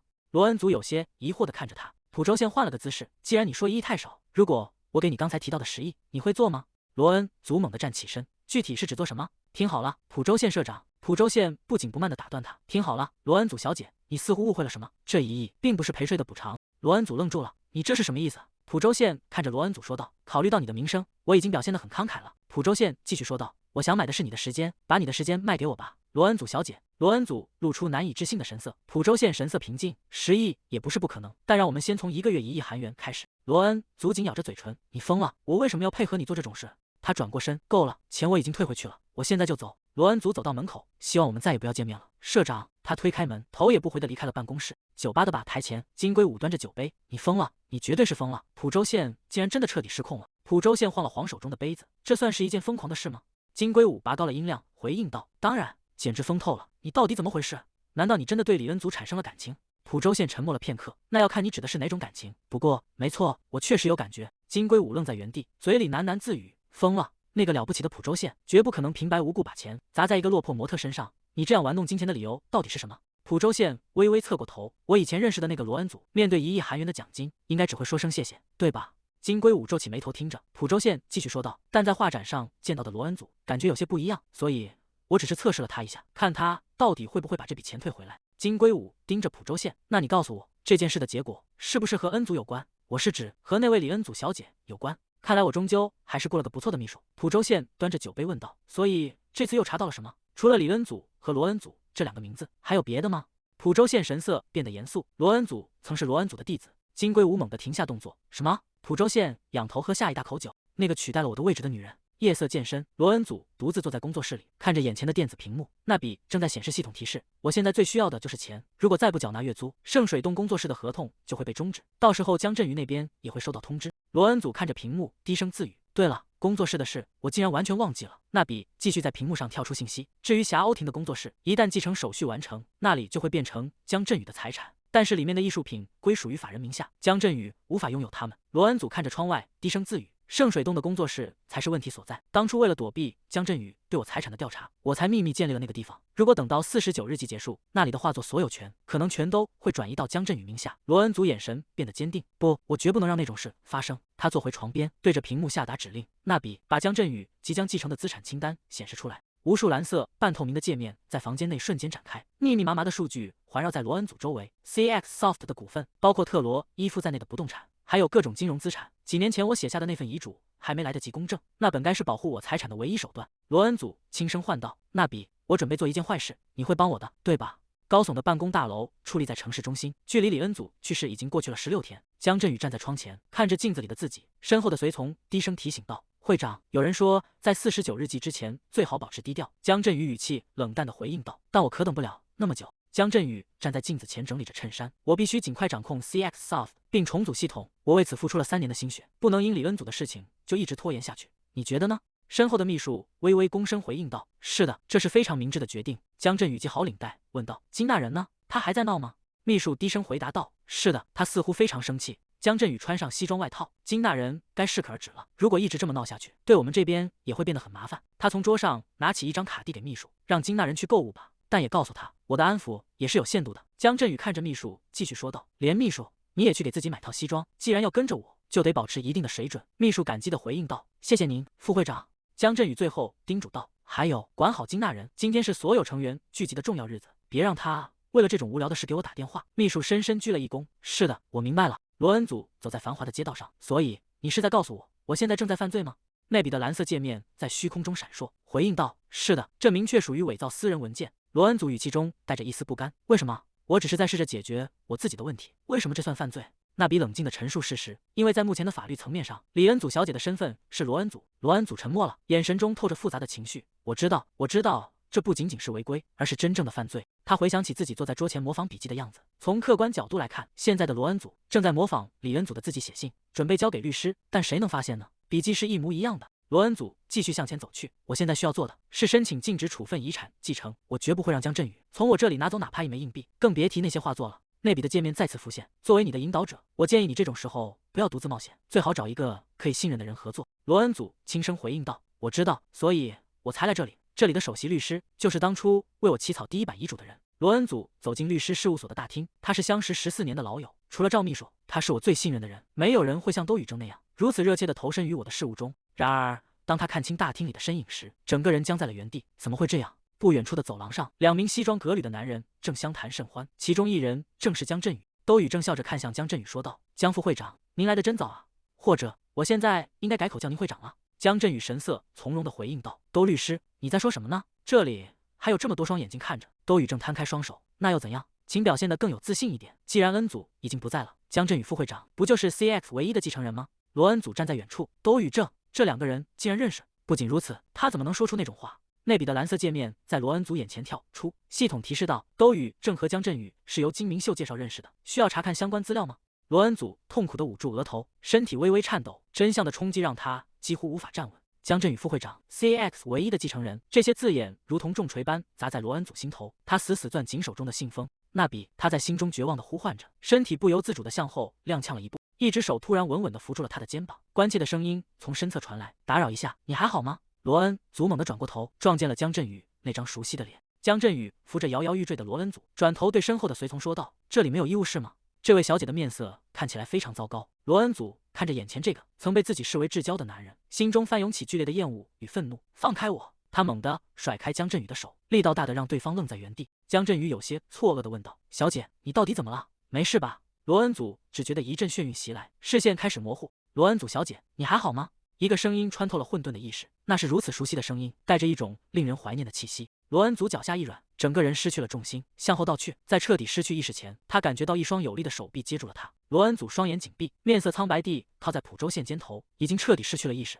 江振宇满脸惊愕地盯着眼前的局面，浦州县为什么会在这里？浦州县关切地询问怀中的罗恩祖：“罗恩祖，你还好吗？”江振宇如遭雷击，恩祖。曾经金大人笑着问他：“哥哥，你相信这世上有鬼吗？”随后，那个身影在记忆中清晰起来。“你好，我的名字叫李恩祖。”江振宇冷汗直流，试图说服自己，这只是巧合，他们只是名字一样而已，一定是巧合。江振宇问道：“那位仙女士是谁？”浦州县横抱起昏迷的罗恩祖：“她是我的熟人，兜律师。你现在很忙吗？”兜宇正有些局促地回应道：“不，我有时间。”浦执行长。浦州县冷冷地打断道：“不，我现在没时间。如你们所见，我的这位朋友晕倒了，我会换个时间再来。”浦州县抱着罗恩祖径直走过，留下两人站在原地。“那算什么啊？”兜宇正语气中带着一丝不悦：“他确实很讨人厌，不是吗？拥有那样的长相、财富、惊人的智商和能力。”江振宇附和着点头：“他确实很让人火大。难道不能说神只眷顾浦州县一个人，把所有可能的选项都堆在他身上了吗？”江振宇冷笑一声回应道：“神一直都是不公平的，所以神创造的世界才如此不公。”兜宇正若有所思地说道：“但他们说，即便是那位浦州县执行长，也有过相当不幸的童年。也许这就是他缺乏人性的原因吧。他曾独自一人生活，和父亲一起，而我听说他的父亲自杀了。”兜宇正低声说道：“听说浦执行长的父亲曾是天才程序员，所以他基本上继承了那颗大脑。”江振宇问：“但为什么他成了投资公司的 CEO， 而不是程序员呢？”兜宇正回应道：“确实，如果 CX 公司能拥有那样的天才，李元圭会长就不必违背圆桌会议的意愿去表达反对了。”江振宇语气严肃地提醒道：“兜律师，你虽然优秀，但太不小心了，在人来人往的大厅里胡说什么呢？”兜宇正立刻低下头道歉：“我感到很抱歉。”江振宇追问道：“关于浦州县，你还知道些什么吗？”兜宇正压低声音说道：“啊，您知道的吧？那位浦执行长和恩祖的关系非常亲密。”江振宇反问道：“非常亲密？难道他们不只是老师和学生的关系吗？”意识在虚无中漂浮，你需要醒过来。罗恩祖头痛欲裂地呻吟着：“我的头。那比现在几点了？”电子合成音在房间内响起：“现在是晚上7点。”罗恩祖满脸惊愕：“已经这个时间了？今天早上在韩律的时候明明还……”罗恩祖猛地睁开眼，环顾四周陌生的环境，这是哪里？冰冷的系统音回答道：“你在浦州县执行长的家里。”罗恩祖惊愕地坐起身：“什么？我为什么会在这里？不，我是怎么来的？”系统音继续解释道：“罗恩祖小姐晕倒后，浦州县执行长将你移到了这里。”罗恩祖试探着问道：“你不需要我大声说话就能进行对话吗？”浦州县不知何时已经走到了沙发旁，居高临下的看着他：“不，如果你不开口，我们要怎么交流？”罗恩祖吓了一跳，浦州县面无表情地俯视着他：“醒了就起来，我想我们需要谈谈。”罗恩祖慌忙起身：“对不起，我刚才有点头晕。”浦州县没有回应他的道歉，而是递过来一个白色的信封，问道：“这是什么？”罗恩祖看清他手中的东西，心跳漏了一拍：“那是信。”罗恩祖猛地伸手去夺，把它还给我。浦州县高举起手臂，轻而易举地避开了他的抢夺。“我想你需要给我一个解释，为什么恩祖的信会在你手里？”浦州县质问。“我在问你，为什么恩祖的信会在你手里？”罗恩祖垂下眼帘，沉默了许久，才低声开口：“因为那是老师亲手交给我的。”两人相对而坐，房间陷入了死寂。信纸上记录着李恩祖生前最后的嘱托：“那比，我有一件事想拜托你，如果我发生了什么意外，如果我突然死去了，请务必怀疑那个男人江振宇，你应该知道的吧？在查明我父亲死亡的真相之前，我绝对不能死。你一个人是做不到的，去找能帮你的人吧。去韩律律师事务所找兜宇正律师，告诉他我的名字，请求他的帮助。”信的末尾写着：“我信任你，还有最重要的一点，你一定要小心我的丈夫江振宇，明白了吗？”恩祖。浦州县反复看着那些字迹，我不可能认错恩祖的笔迹，再怎么看，这确实是恩祖亲笔写的，而且这签名，该死，这绝对是李恩祖的笔迹。他抬起头：“你为什么会有这个？”罗恩祖小姐。罗恩祖挺直脊背回应道：“你没看内容吗？我告诉过你，那是老师留给我的信。”浦州县追问道：“所以我才问你，为什么恩祖会给你留下这样的信？”他想起之前调查的结果，这个女人自称是李恩祖的学生，但我当时连一半都不相信，因为无论我怎么调查，都找不到他们两人之间有任何交集。浦州县心中疑虑更甚，难道他们的关系已经亲密到可以托付这种巨大秘密的程度了吗？罗恩祖看着他怀疑的神色，反正无论我说什么，执行长你都不会相信，所以把信还给我，别再管这件事了。浦州县看着罗恩祖说道：“不是我不打算相信，而是我无法相信，这封信由我保管。”罗恩祖猛地站起身：“你说什么？”浦州县居高临下的看着他：“你该不会是打算拿着这封信再去联系兜宇正律师吧？”我明白恩祖为什么会指名找他，但那是错误的决定。刚才我看那封信的时候，罗恩祖打断了他的话：“我也长了眼睛，我知道信里写了什么。”他紧紧攥着拳头。浦州县看着手中的信纸：“如果我的推测没错，这封信会掀起巨大的波澜，他转过身，如果你贸然触碰这件事，你也会陷入危险。良久，他轻声问道：“我能信任你吗？我是在问你，你是否不会背叛我？不，你是否不会背叛李恩祖老师？”蒲州县坐回沙发，我背叛罗恩祖？如果我会背叛他，8年前我就不会离开那个女人了，我也不会在过去的8年里一直四处流浪。罗恩祖终于松了口，那么我会信任你。这封信先在你这里放几天。罗恩祖回到了自己的住处，他躺在床上翻来覆去，无法入眠，头好痛，简直快要裂开了。他想起纳比曾说过的话，这是灵魂进入罗恩祖身体后，由于融合而产生的副作用。罗恩祖蜷缩在被子里，意识逐渐模糊。纳比，罗恩祖的声音再次响起，你知道为什么我爸爸要把这个系统命名为内比吗？纳比这个名字源自于我的母亲罗比英。记忆回到了那个大雪纷飞的冬日，在我刚上高中的时候，一名强盗闯入了我们的家，母亲被刺伤了。年幼的李恩祖放学回家，书包滑落在地，他惊恐地捂住嘴，看着倒在血泊中的母亲，他紧紧抱着母亲，在雪地里绝望地哭喊，直到救护车赶到。母亲虚弱地睁开眼，断断续续地叮嘱道：“恩祖，仔细听好，如果你去绘画洞，那里有一个叫麦达斯的福利中心，那是妈妈一直在管理的地方，请替我照顾好她。那是被誉为韩国特蕾莎修女的罗比英留下的最后遗言。”李恩祖在葬礼上失声痛哭。作为亲眼目睹母亲死亡的女儿，他本以为父亲会有很多话想对他说，但他没有。母亲去世后，父亲李元圭开始疯狂地沉迷于聊天机器人系统的研究，而我则开始疯狂地画画。我们都在寻找属于自己的那笔。李元圭坐在电脑前，屏幕上跳动着复杂的代码，李恩祖则背对着他，在画板上描绘着飞舞的蝴蝶。蒲州县低声念出了那个名字：罗恩祖。蒲州县独自站在窗前，脑海中不断浮现出李恩祖的身影。这种感觉很奇妙，既有一丝欣慰，又让他感到莫名的不悦。不，那是一种比这更复杂的情绪。他自言自语道：“我是在对这个名字产生反应吗？不是名字，我是在对罗恩祖这个人产生反应，对关于他的一切。”桌上的手机突然剧烈震动起来，打破了房间的死寂。蒲州县走过去，拿起手机，屏幕上显示着来电人的身份 ：Rule On 的李氏金素会。他接通电话：“是的，李氏，请讲。”电话那头传来了金素会的声音：“蒲执行长，你知道罗恩祖女士和艺术家李恩祖之间的关系吗？”蒲州县微微一愣：“你说什么？”金素会继续说道：“关于罗恩祖女士。”蒲州县握紧了手机：“你到底想说什么？”关于我给恩祖小姐的那张支票，金素会继续说道：“我本以为像她那样的年轻姑娘会把那笔钱都花在奢侈品上，所以你原本打算再也不回头看了吗？”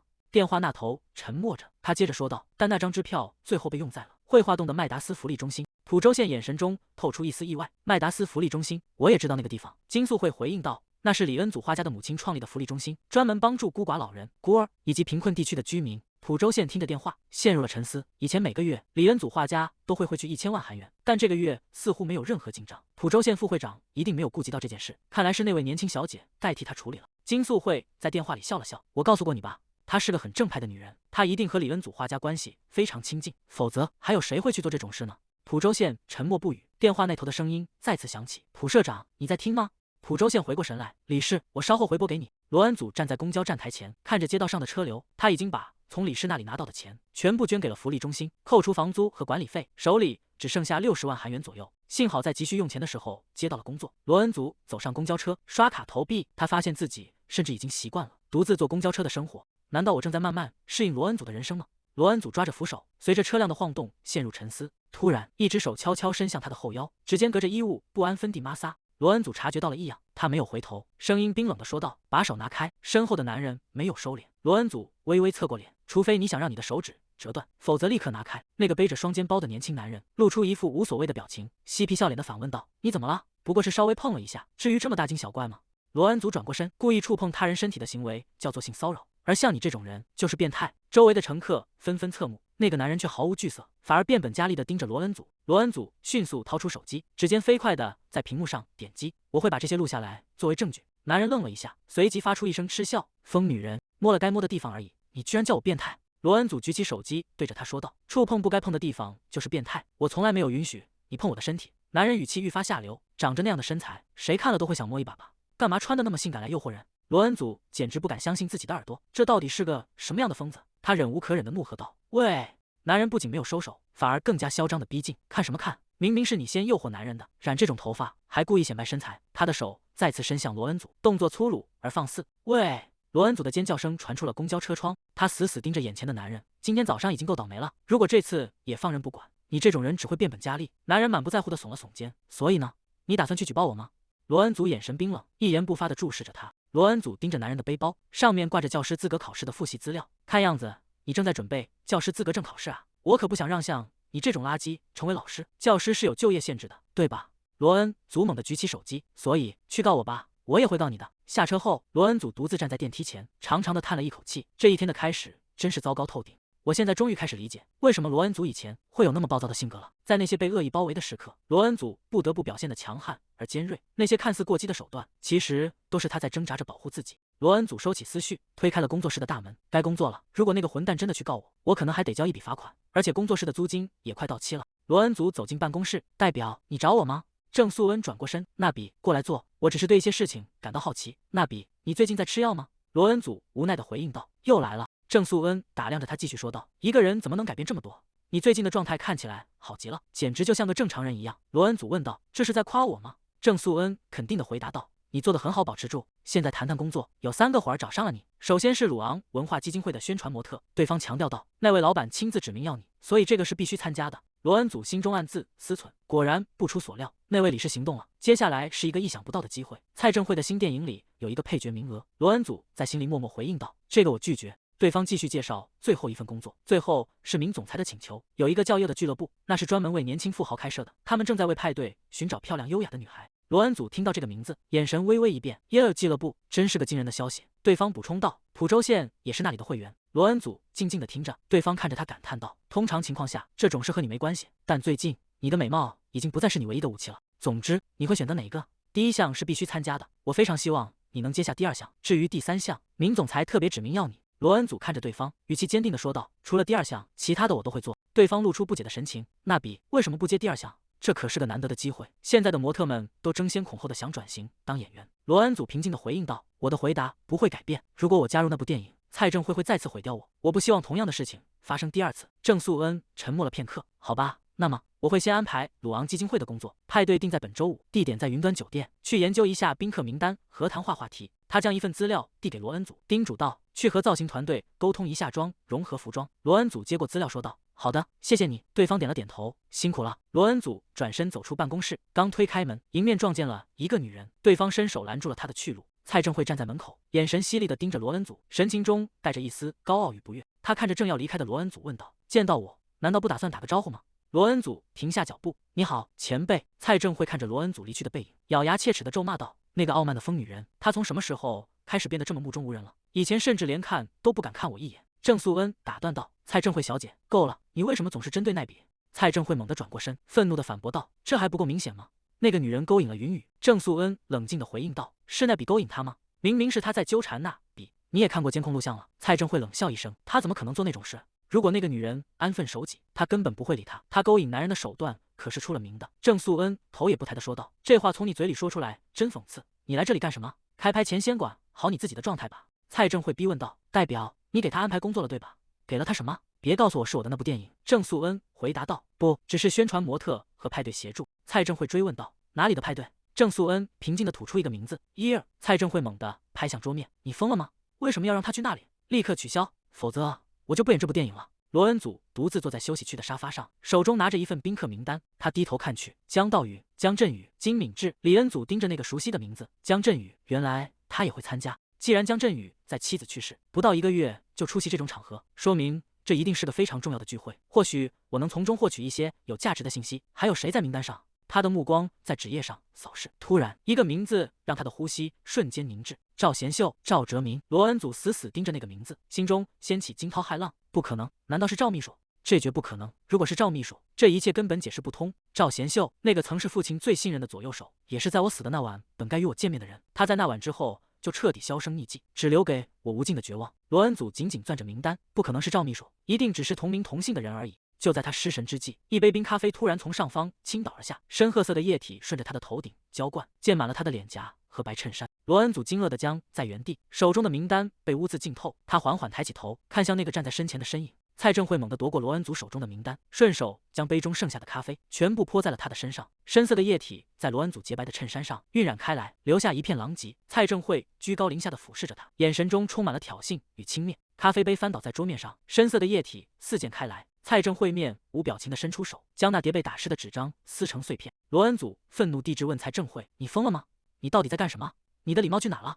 蔡正会发出一声冷笑：“礼貌？看看赫拉的漂亮垃圾，居然突然开始关心起阶级和礼貌了。”碎纸片在空中散落，罗恩祖僵在原地。蔡正会凑近了一些：“反正你也没机会去那个派对，就把这当成一个清醒的警告吧。”老老实实待在你的位置上。罗恩祖沉默地站着，他无法想象过去的罗恩祖是如何应对这种场面的。在过去的28年里，罗恩祖或许只是捂住耳朵，闭上眼睛，独自等待这场噩梦结束。罗恩祖看着脚下飞溅的污渍，心中暗暗发誓：别担心，罗恩祖，现在由我来保护你。罗恩祖抬起头，为什么我不能去？这份工作是主管分配给我的，只要是我的职责，我就有义务把它完成，不是吗？蔡正慧发出一声嗤笑，去干什么？去勾引男人吗？他语气充满了恶意。你大概觉得只要能钓到一个金龟婿，就能彻底改变人生吧？但我告诉你，这种事绝不会发生。蔡正慧伸手夺过旁边的饮料杯，冷冷地说道：我会确保这件事不会发生，你最好待在那些符合你卑贱身份的地方。蔡正慧猛地举起杯子，将冰冷的液体直接从罗恩祖的头顶浇了下去。那些廉价又肮脏的地方才适合你，这种地方到处都是，不是吗？罗恩祖紧紧闭上双眼，在罗恩祖28年的人生记忆里，他只拥有最后1年的片段。可即便只是这1年，他也数不清罗恩祖遭受过多少次这样的对待。为什么人们可以如此残忍？明明都是成年人，却能做出这种事。罗恩祖露出一丝冰冷的笑意，说道：哦，我明白了。所以蔡正慧前辈，你经常出入那种牛郎店，也是因为那里符合你的身份吗？蔡正慧愣在原地，你说什么？罗恩祖凑近他的耳边，你在那里见过程云雨，对吧？还有在沙龙会所见到的金敏秀理事，我想那些地方才是真正适合你水平的场所，我没说错吧？蔡正慧恼羞成怒，猛地挥动手臂，一记响亮的耳光扇在罗恩祖脸上，紧接着他像是发了疯一般，连续不断的挥动双手，耳光声在走廊里回荡。你疯了吗？看来我对你还是太仁慈了。罗恩祖被打得偏过头去，但他却突然伸出手，死死扣住了蔡正慧正要再次落下的手腕。蔡正慧被这股力量震慑住，动作僵在半空。罗恩祖抬起头，对我仁慈？一直以来在忍耐的人是我才对。他甩开蔡正慧的手，这些事情我随时都可以公开，只是我之前一直在克制。蔡正慧浑身颤抖，你在胡说什么？公开什么？罗恩祖语气平静地问道。怎么了？你不明白那是什么意思吗？如果你觉得理解起来有困难，我可以为你解释得更详细一点。蔡正慧彻底被激怒了，他猛地伸手揪住罗恩祖的头发，你这个贱人！就在这时，一个充满威严的声音在走廊响起，你觉得自己在干什么？蔡正慧僵住了动作，罗恩祖忍着头皮的剧痛，费力地睁开一只眼睛，看向声音来源。那个声音，蒲州县。蒲州县面色阴沉地站在不远处，他快步走上前，直视着蔡正慧问道：蔡正慧小姐，这就是你能做出的最高水准的行为吗？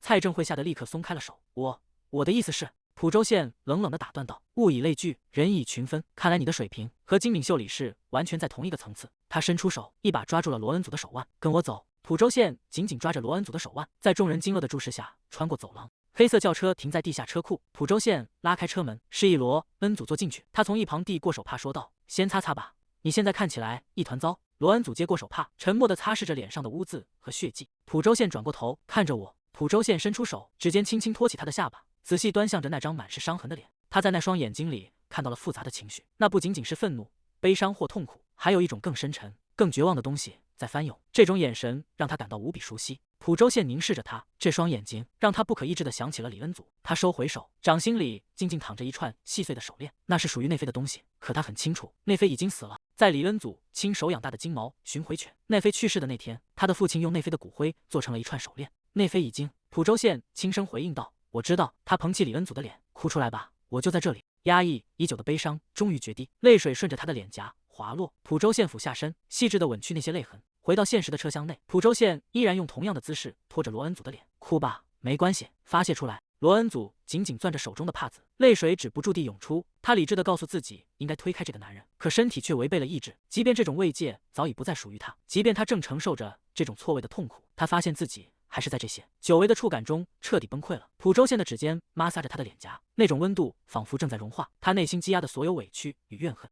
于是，即便此刻灵魂寄宿在罗恩祖的体内，罗恩祖发现自己终于能够坦然接受他的体温。罗恩祖轻声问道：如果你愿意的话，我们可以开始。罗恩祖在心中对自己说道：我也需要这种感觉，哪怕只有这一次。时隔8年，他终于与自己的初恋，也是唯一的爱人蒲州县重逢。蒲州县俯身吻住了他，动作中带着不容置疑的渴望。罗恩祖闭上双眼，沉浸在这份熟悉而又无比怀念的感觉中。这种触感曾无数次出现在他的梦里，让他魂牵梦萦。蒲州县的手掌托住他的后颈，指尖没入发丝，温热的呼吸交织在一起。罗恩祖发出一声细微的呜咽，双手不由自主地攀上他的肩膀，回应着这个跨越了漫长岁月的吻。夜色渐深，酒店大楼在城市灯火中静静伫立。房间内，蒲州县站在罗恩祖面前，为什么这么紧张？搞得好像你是第一次一样。罗恩祖低着头，心中暗自反驳，虽然不是第一次，但已经过去8年了。他深吸一口气，我自己来脱，我需要先去洗个澡。朴周宪猛地扯开罗恩祖的衬衫，纽扣崩裂开来，散落在地毯上，发出沉闷的声响。罗恩祖惊呼出声：“周宪，等等！”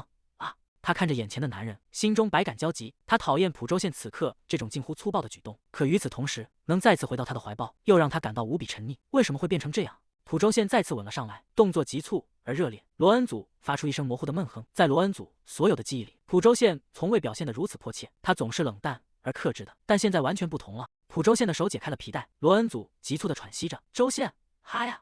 他无法理解朴周宪转变的原因，更不知道究竟是什么让他如此兴奋。难道是因为他察觉到了什么？难道他能感觉到现在的这具身体里住着的是李恩祖？不，这绝不可能。罗恩祖闭上眼，任由自己沉沦在对方的所求中，但这已经不重要了。重要的是他还活着，而且能够再次拥抱他，这就足够了。罗恩祖在急促的呼吸中沉沦，身体的紧贴让他感到一种近乎绝望的满足。然而内心深处却涌起一阵难以言喻的悲哀。他无法理解，朴周宪既然还记得他，既然还怀念着那个名字，又怎么能如此轻易地抛弃他，转而去拥抱另一个拥有同样名字的女人？罗恩祖感到心如刀绞。如果这就是最终的结果，当初为什么要丢下我？为什么要让我一个人被困在那些痛苦的时间里？怨恨在心中翻腾，可他发现自己终究无法恨他，因为即便他曾走到结婚那一步，也从未真正忘记过这个男人。泪水顺着罗恩祖的眼角无声滑落，他看着眼前的朴周宪，仿佛看到了宿命的轮回。他发现自己竟然再次理解了他。罗恩祖坐在床边，我去洗漱了。朴周宪看着他走向浴室的背影，心中一片混乱，一切都变得一团糟。他无法忘记刚才那一幕，当泪水从罗恩祖眼中滑落时，他彻底失去了理智。在那一瞬间，眼前的女人与他记忆中的恩祖重叠在了一起。他无法克制地吻了上去。当两人的嘴唇相触时，罗恩祖的回应，甚至是他下意识抓向他后脑勺的动作，都让他无比确信，他就是我的恩祖。朴周宪抬手遮住脸，我在想什么？他不可能是李恩祖。他陷入了沉思，即便在两人纠缠最激烈的时候，那个念头依然挥之不去。他起初躲避着他的触碰，随后却又在他的指尖下渐渐瘫软。罗恩祖仰起头，双手抵在冰冷的墙面上，他断断续续地呼唤着周宪。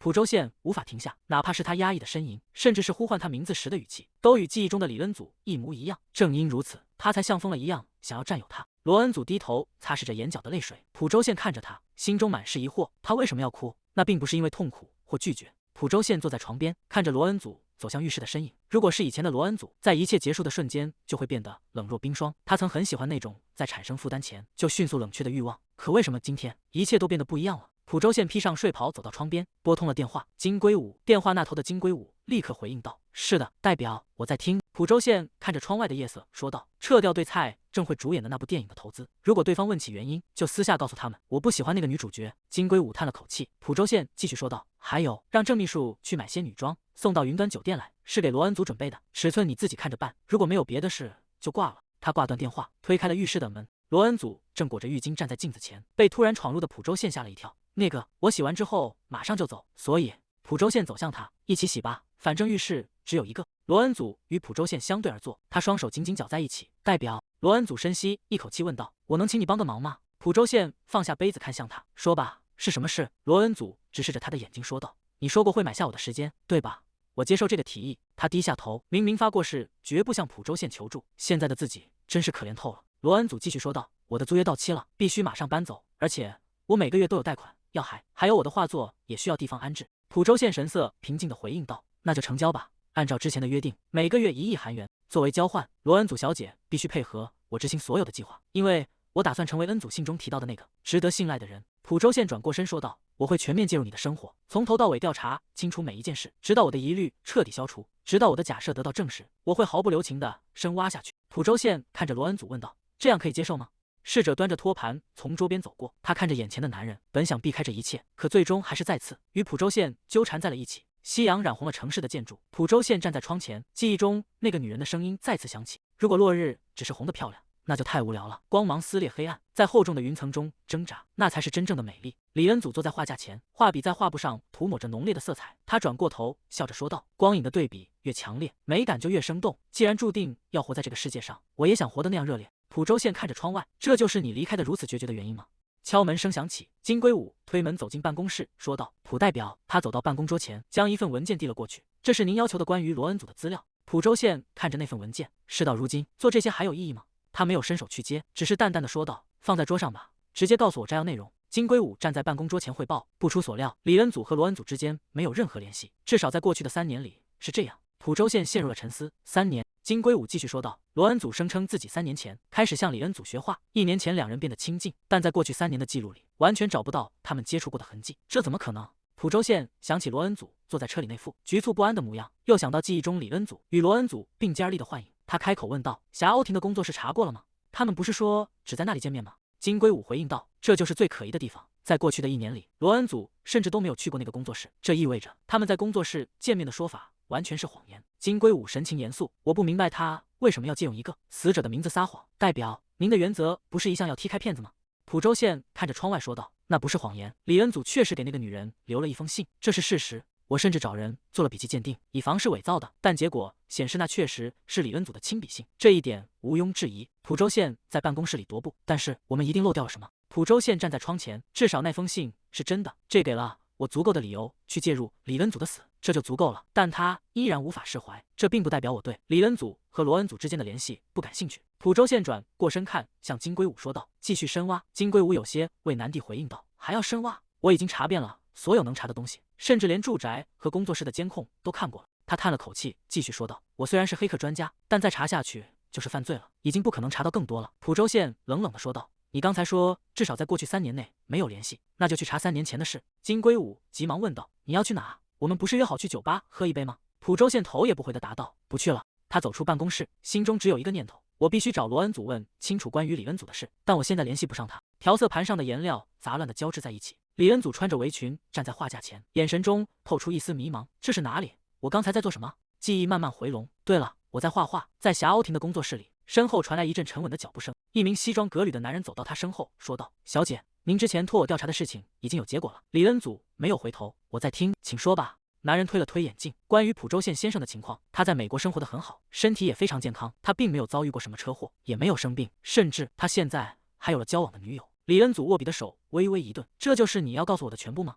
男人微微躬身回应道：“遗憾的是，确实如此。”李恩祖停下手中的画笔：“浦州县他已经有别的女人了。”男人继续汇报：“是的，已经确认对方是他在麻省理工学院的同学，一名韩裔美国人，2人同岁，名字叫宋荷娜。所以你的意思是，这半年多以来，只有我像个傻瓜一样，在焦虑地等他回来？”他自嘲地笑了笑，肩膀微微颤抖。男人低下头说道：“非常抱歉。”李恩祖深吸一口气：“我知道了，你先出去吧。”赵秘书。赵秘书转身离开，工作室里只剩下李恩祖独自坐在阴影中。赵秘书提醒道：“小姐，您的手。”他面无表情地说道：“没关系，请出去吧。”赵秘书有些迟疑，可是李恩祖打断了他的话：“我想一个人待着。”赵秘书微微躬身：“明白了。”工作室的门轻轻合上，李恩祖独自坐在画架前，面前的画布上，浦州县的轮廓在模糊的笔触中若隐若现。罗恩祖躺在床上，那是7年前的一段陈旧往事。那天的气味、光线的流动，甚至连秘书说话的方式和神情，都清晰的令人心痛。每一个细节都毫无遗漏的重现，一段早已被遗忘的记忆在脑海中苏醒。李恩祖坐在画架前，凝视着画布上那个模糊的男人身影。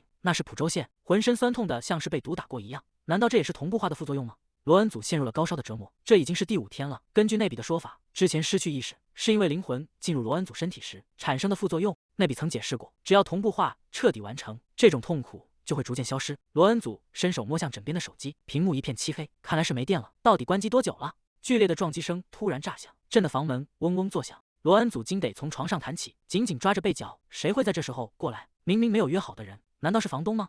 门外的砸门声愈发狂躁，伴随着男人粗暴的吼叫：“滚出来！”罗恩祖摇摇晃晃地站起身，只觉得头重脚轻，浑身滚烫的厉害。玄关的门明明就在眼前，此刻却显得如此遥远。他拖着沉重的步子走到门口，虚弱地问道：“是谁？”门刚打开，罗恩祖便支撑不住身体，整个人向前栽倒。郑素恩惊叫着上前一步，稳稳地接住了倒下的罗恩祖。“天啊，那比，你怎么了？”罗恩祖彻底失去了意识，瘫软在郑素恩怀中。郑素恩焦急地呼喊着：“那比！”虚幻的蓝色光点在黑暗中浮现，系统界面闪烁着冰冷的光芒。同步完成。刺鼻的酒精味钻进鼻腔，罗恩祖缓睁开眼。这里是医院吗？浦州县正站在病床前，他是谁？浦州县沉默地俯视着病床上虚弱的罗恩祖，眼神深邃而冷峻。浦州县的身影在眼前清晰的不真实。罗恩祖猛地睁开眼，发现自己正躺在病床上。刚才那是梦吗？浦州县的样子竟然如此清晰。他转过头，看见浦州县正坐在床边。罗恩祖惊愕地屏住呼吸。浦州县开口说道：“我是浦州县。”罗恩祖。罗恩祖心脏猛地一缩，整个人从床上弹坐起来。浦州县为什么会在这里？记忆回到了5天前，那天在酒店相遇后，浦州县请他吃了一顿昂贵的晚餐，并亲自开车送他回家。车子停在路边，罗恩祖轻声说道：“那么我先走了。”普州县坐在驾驶位上，你有什么想要的吗？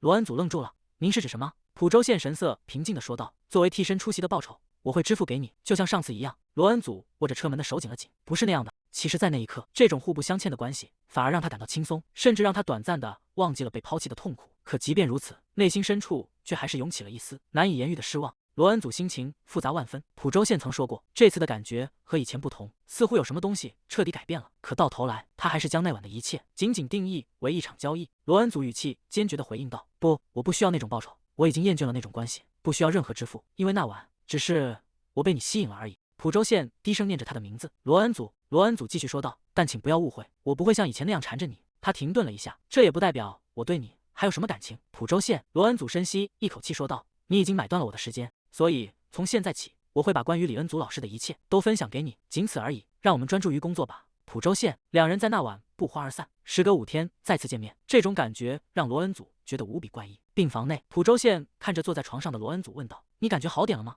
罗恩祖低着头回应道：“是的，我没事。”病房门突然被推开，郑素恩急匆匆地走进来，喊道：“天啊，那比，你醒了吗？身体感觉怎么样？”罗恩祖靠在病头问道：“是普州县送我来医院的吗？”郑素恩站在床边解释道：“普州县因为联系不上你，非常担心，所以拜托我过去看看。”罗恩祖垂下眼帘。普州县，郑素恩心有余悸地继续说道：“多亏了普州县，不然真的会出大事。医生说你高烧是因为肺部积水，你去游泳了吗？医生说你能活下来，简直是奇迹。”罗恩祖愣住了，肺部积水。罗恩祖的死因就是溺水，肺部的积水是死亡的痕迹，这意味着罗恩祖其实已经死了。难道我现在的状态是进入了死去的罗恩祖身体里的丧尸吗？一个本不该活着的生命。郑素恩安慰道：“总之先在医院接受治疗，把肺里的积水排出来。”罗恩祖掀开被子，想要下床。我已经没事了，我还有工作要做。Y 与 R 俱乐部的派对助手工作，不能在医院浪费时间，必须想办法向江振宇施压，并追踪赵秘书的下落。郑素恩看着他说道：“那份工作已经由别人代替了。”罗恩祖停下动作问道：“为什么会变成这样？”郑素恩有些为难地解释道：“蔡正辉大闹了一场，他是那个俱乐部的成员，他坚持说如果你去参加，他就不演这部电影了，所以最后只能换人。”罗恩祖坐在病床上，这是什么规矩？我必须去那个派对，谁会在乎蔡正辉怎么想？他语气坚定地请求道：“把工作还给我，我一定要去。”郑素恩面露难色，抱歉，谁也帮不了你，就算我想站在你这边，但这关系到公司的利益，事情已经定下来了。普州县平静地开口说道：“那就跟我一起去吧，不是作为工作人员，而是作为我的女伴。”我也收到了那个派对的邀请函，出院手续很快办妥了。罗恩祖走出医院大厅，脑海中回想着普州县的话，回家洗个澡，准备一下就出发。距离派对开始只剩下6个小时了。罗恩祖心中暗自盘算，手头没有合适的礼服，只能想办法从公司借一件了。虽然作为普州县的伴侣，穿借来的衣服可能会显得有些寒酸。他停下脚步，看向前方，一辆黑色的轿车缓缓停在路边，车窗降下，露出了普州县冷峻的面容。普州县站在阳光下，罗恩祖注视着他的身影。普州县，那是他的初恋，也是他最后的爱。曾经见到普州县，就像面对一团无可奈何、纠缠不清的乱麻，复杂而又艰难。但自从两人再次亲密接触后，那种复杂感似乎稍微缓解了一些。对普州县来说，他只是罗恩祖，而他现在正借着罗恩祖的身体与普州县重逢。心动就随他去吧，心痛也随他去吧。如果思念疯长，那就全盘接受。罗恩祖走到普州县面前问道：“我们不是约好今晚在云端酒店见面吗？”普州县看着他回应道：“你毕竟是作为我的伴侣出席。”他打量了一下罗恩祖的打扮，继续说道：“我可不能让你穿的像个流浪汉一样出现。”罗恩祖气得跳脚：“什么流浪汉？”普州县神色自若地说道：“这可不像你，罗恩祖，没必要为了这种小事动气。”普州县拉开车门：“上车吧，去把你准备好。”车子停在一家高级礼服店门前，普州县带着罗恩祖走进店内，对迎上来的店员吩咐道：“礼服最后再挑，先从头到脚为他做全套护理。”他转头看向店长补充道：“不用担心费用，把他打造成最完美的模样，我5点准时来接他。”罗恩祖还没反应过来，就被几名热情的造型师簇拥着带进了护理间。修甲师细心地修剪着他的指甲，造型师们忙碌地为他打理头发和皮肤。漫长的护理过程终于结束，店员微笑着说道：“辛苦了，现在只需要挑选礼服，在那之前，请先在 VIP 室休息。”罗恩祖换上粉色的丝质睡袍，独自站在休息室内。他看着镜子里的自己，长发柔顺地垂在肩头，皮肤透着健康的光泽。门外传来沉稳的脚步声，普州县推门而入，问道：“好了吗？”罗恩祖有些惊讶地回过头：“你来得太早了，现在还没到5点。”普州县抬头看向罗恩祖，说道：“我来看看我的伴侣，确认一下他有没有被好好打扮。”罗恩祖看着眼前的男人，他竟然在这么短的时间里也换好了参加派对的礼服。普州县整理了一下袖口，说道：“我可不能让你背着我选一些奇奇怪怪的裙子。”罗恩祖无奈地笑了笑，确实，以前罗恩祖在派对上的品味总是有些古怪。两人在 VIP 休息室的圆桌旁相对而坐。普州县放下手中的平板电脑，说道：“另外，我有些话想谈谈。”罗恩祖有些疑惑地问道：“谈谈？”蒲州宪拎起精致的茶壶，将深色的茶水缓缓注入杯中。他开门见山地说道：“我就直说了，关于李恩祖。”罗恩祖看着杯中倒映出的自己，神情微微一滞。蒲州宪放下茶壶：“你认为李恩祖是被谋杀的吗？”罗恩祖神色坚定地回应道：“是的。”蒲州宪转过身问道：“你的证据是什么？”罗恩祖直视着他说道：“社长，仅凭那封信是不够的。如果你打算只靠那个就申请遗产继承禁令，那你就错了。你100%会输。想要赢，你需要更有力的证据。”罗恩祖垂下眼眸说道：“你说的对，我现在还活着本身就是证据。但是这就是为什么我要去参加那场派对，去寻找证据。”蒲州宪坐在桌旁问道：“什么样的证据？”罗恩祖看着他说道：“在那场派对上有一个我必须去确认的人。”蒲州宪重复道：“确认的人。”罗恩祖神情凝重地说道：“一个确切知道李恩祖老师去世那天做了什么的人，不仅仅是知道，而是那天一直陪在他身边的人。”蒲州宪沉默地听着。罗恩祖继续说道：“是赵贤秀秘书长已故的李元圭会长的私人助手，也是那个把智能手表戴在我手腕上的人。如果那个手表运行正常，赵秘书可能就掌握着那个证据。”蒲州宪低声念道：“赵贤秀。”赵贤秀，我很了解他，他是我离开韩国前见到的最后一个人。赵贤秀站在更衣室的镜子前，会长让我转告你，请你立刻离开。一个旅行包被重重地扔在地上，发出沉闷的声响。赵贤秀继续说道：“会长希望此后双方不再有任何瓜葛。”蒲州宪急切地恳求道：“拜托了，请让我再见恩祖一面，求求你了。”赵贤秀面无表情地回应道：“你不能见小姐，你和李恩祖小姐走的是不同的路。你难道真的相信蒲大善的儿子能和李元圭会长的女儿在一起吗？”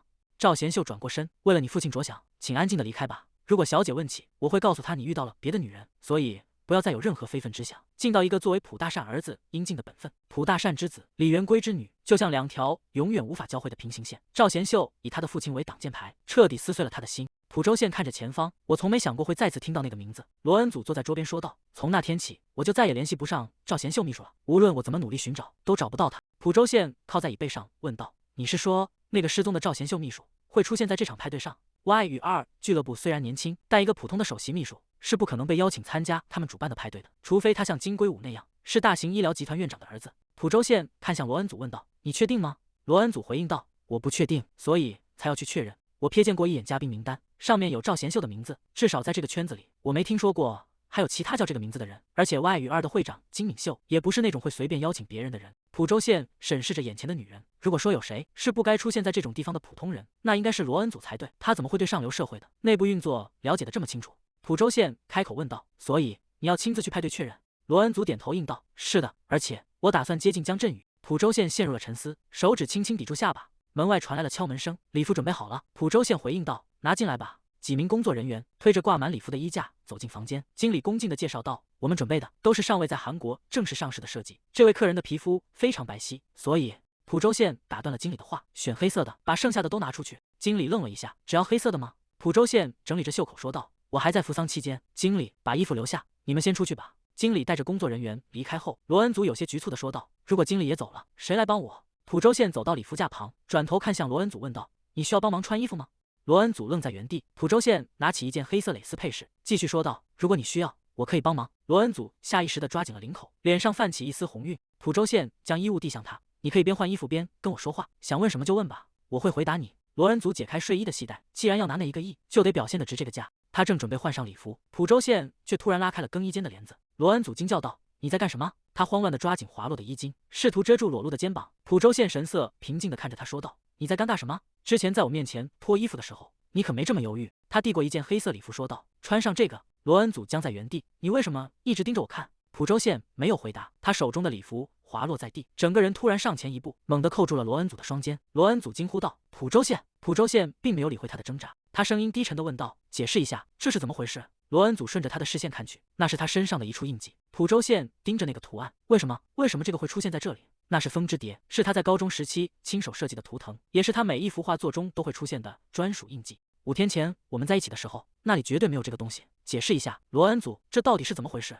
罗恩祖被他按住肩膀，我，蒲州宪追问道：“这是纹身吗？如果你说是纹身，我会亲自去查你在哪里做的，我还会查出他们是从哪里得到的这个设计。”罗恩祖心中一阵慌乱，我该怎么说？连我自己都不知道这是什么。他深吸一口气，这就是个纹身，还能是什么？这是我自己设计的，行了吗？罗恩祖用力推开蒲州宪，指着门口喊道：“所以，请你出去。”蒲州宪被推得后退一步，低声吼道：“那笔，回答我，这到底是什么？”就在这时，罗恩祖的眼前浮现出一行系统文字：“同步已完成。”罗恩祖愣住了，同步完成。系统继续提示道：“是的，你现在已经完全融入了罗恩祖的身体，之后不会再有任何副作用。罗恩祖看着镜子里的自己，所以我应该感到庆幸吗？朴周宪看着罗恩祖的眼神，那种神态，那种目光，无论怎么看，你都是李恩祖。朴周宪看着眼前的女人，我一定是疯了。看到这一幕，我竟然感到庆幸。罗恩祖神色复杂，朴周宪在心中自嘲：我们都疯了，你和我都是。罗恩祖换上了那件黑色的修身礼服，踩着高跟鞋走向朴周宪。罗恩祖感到一阵莫名的紧张，为什么我会为了这种事感到如此不安？他走到朴周宪面前，停下脚步。罗恩祖开口解释道：“这只蝴蝶是我的哀悼，是我缅怀的方式。”他在心中暗自决定，事到如今，只能坚持说这就是个纹身了。朴周宪从桌上拿起一个黑色的首饰盒，发出一声轻响。罗恩祖疑惑地问道：“这是什么？”朴周宪打开盒子，递到他面前，说道：“别误会，盒子里静静躺着一条黑色的颈链，上面镶嵌着闪亮的饰品。”朴周宪看着罗恩祖说道：“转过身去，我帮你拉上拉链。”罗恩祖顺从地转过身，背对着朴周宪，他能感觉到对方那灼热的视线正紧紧盯着自己的后颈，让他有些局促不安。朴周宪一边扣上颈链的搭扣，一边低声说道：“你知道吗？”罗恩祖疑惑地微微侧头。朴周宪看着镜子里的他，我所认识的那个罗恩祖，可不会因为这种程度的接触就感到尴尬。朴周宪站在罗恩祖身后，他是那种即便赤身裸体站在明亮房间里也不会脸红半分的人，可现在仅仅是触碰到他的后颈，就足以让他面色绯红。朴周宪在心中暗自疑惑，为什么会变成这样？罗恩祖微微侧过脸说道：“也许是因为我喜欢你，社长。我……”他露出一抹带着嘲讽的笑意，说道：“我们都很清楚，你我之间什么都没有。”这种话连流浪狗听了都会发笑。他并没有停下手上的动作。不过你并不讨厌这样，对吧？罗恩祖的身体僵住了，他能感觉到这个男人即便没有察觉到真相，也已经敏锐地捕捉到了某种变化，那是灵魂颜色的改变。朴周宪松开手，站在他身后注视着他。罗恩祖看着镜中的自己，这8年间他是如何度过的？难道还有什么我不知道的隐情吗？当年离开我，难道并非他的本意？在那段漫长的时光里，他是否也像我一样疯狂地思念着彼此？罗恩祖感受着他指尖的温度。我曾被谋杀，又奇迹般地回到了这个世界。原本打算将这第2次生命全部投入到复仇的火焰中，但此时此刻，哪怕只是一点点慰藉，也应该是被允许的吧？被这个我曾视如生命的男人再次拥入怀中，抓住这个机会，应该没关系吧？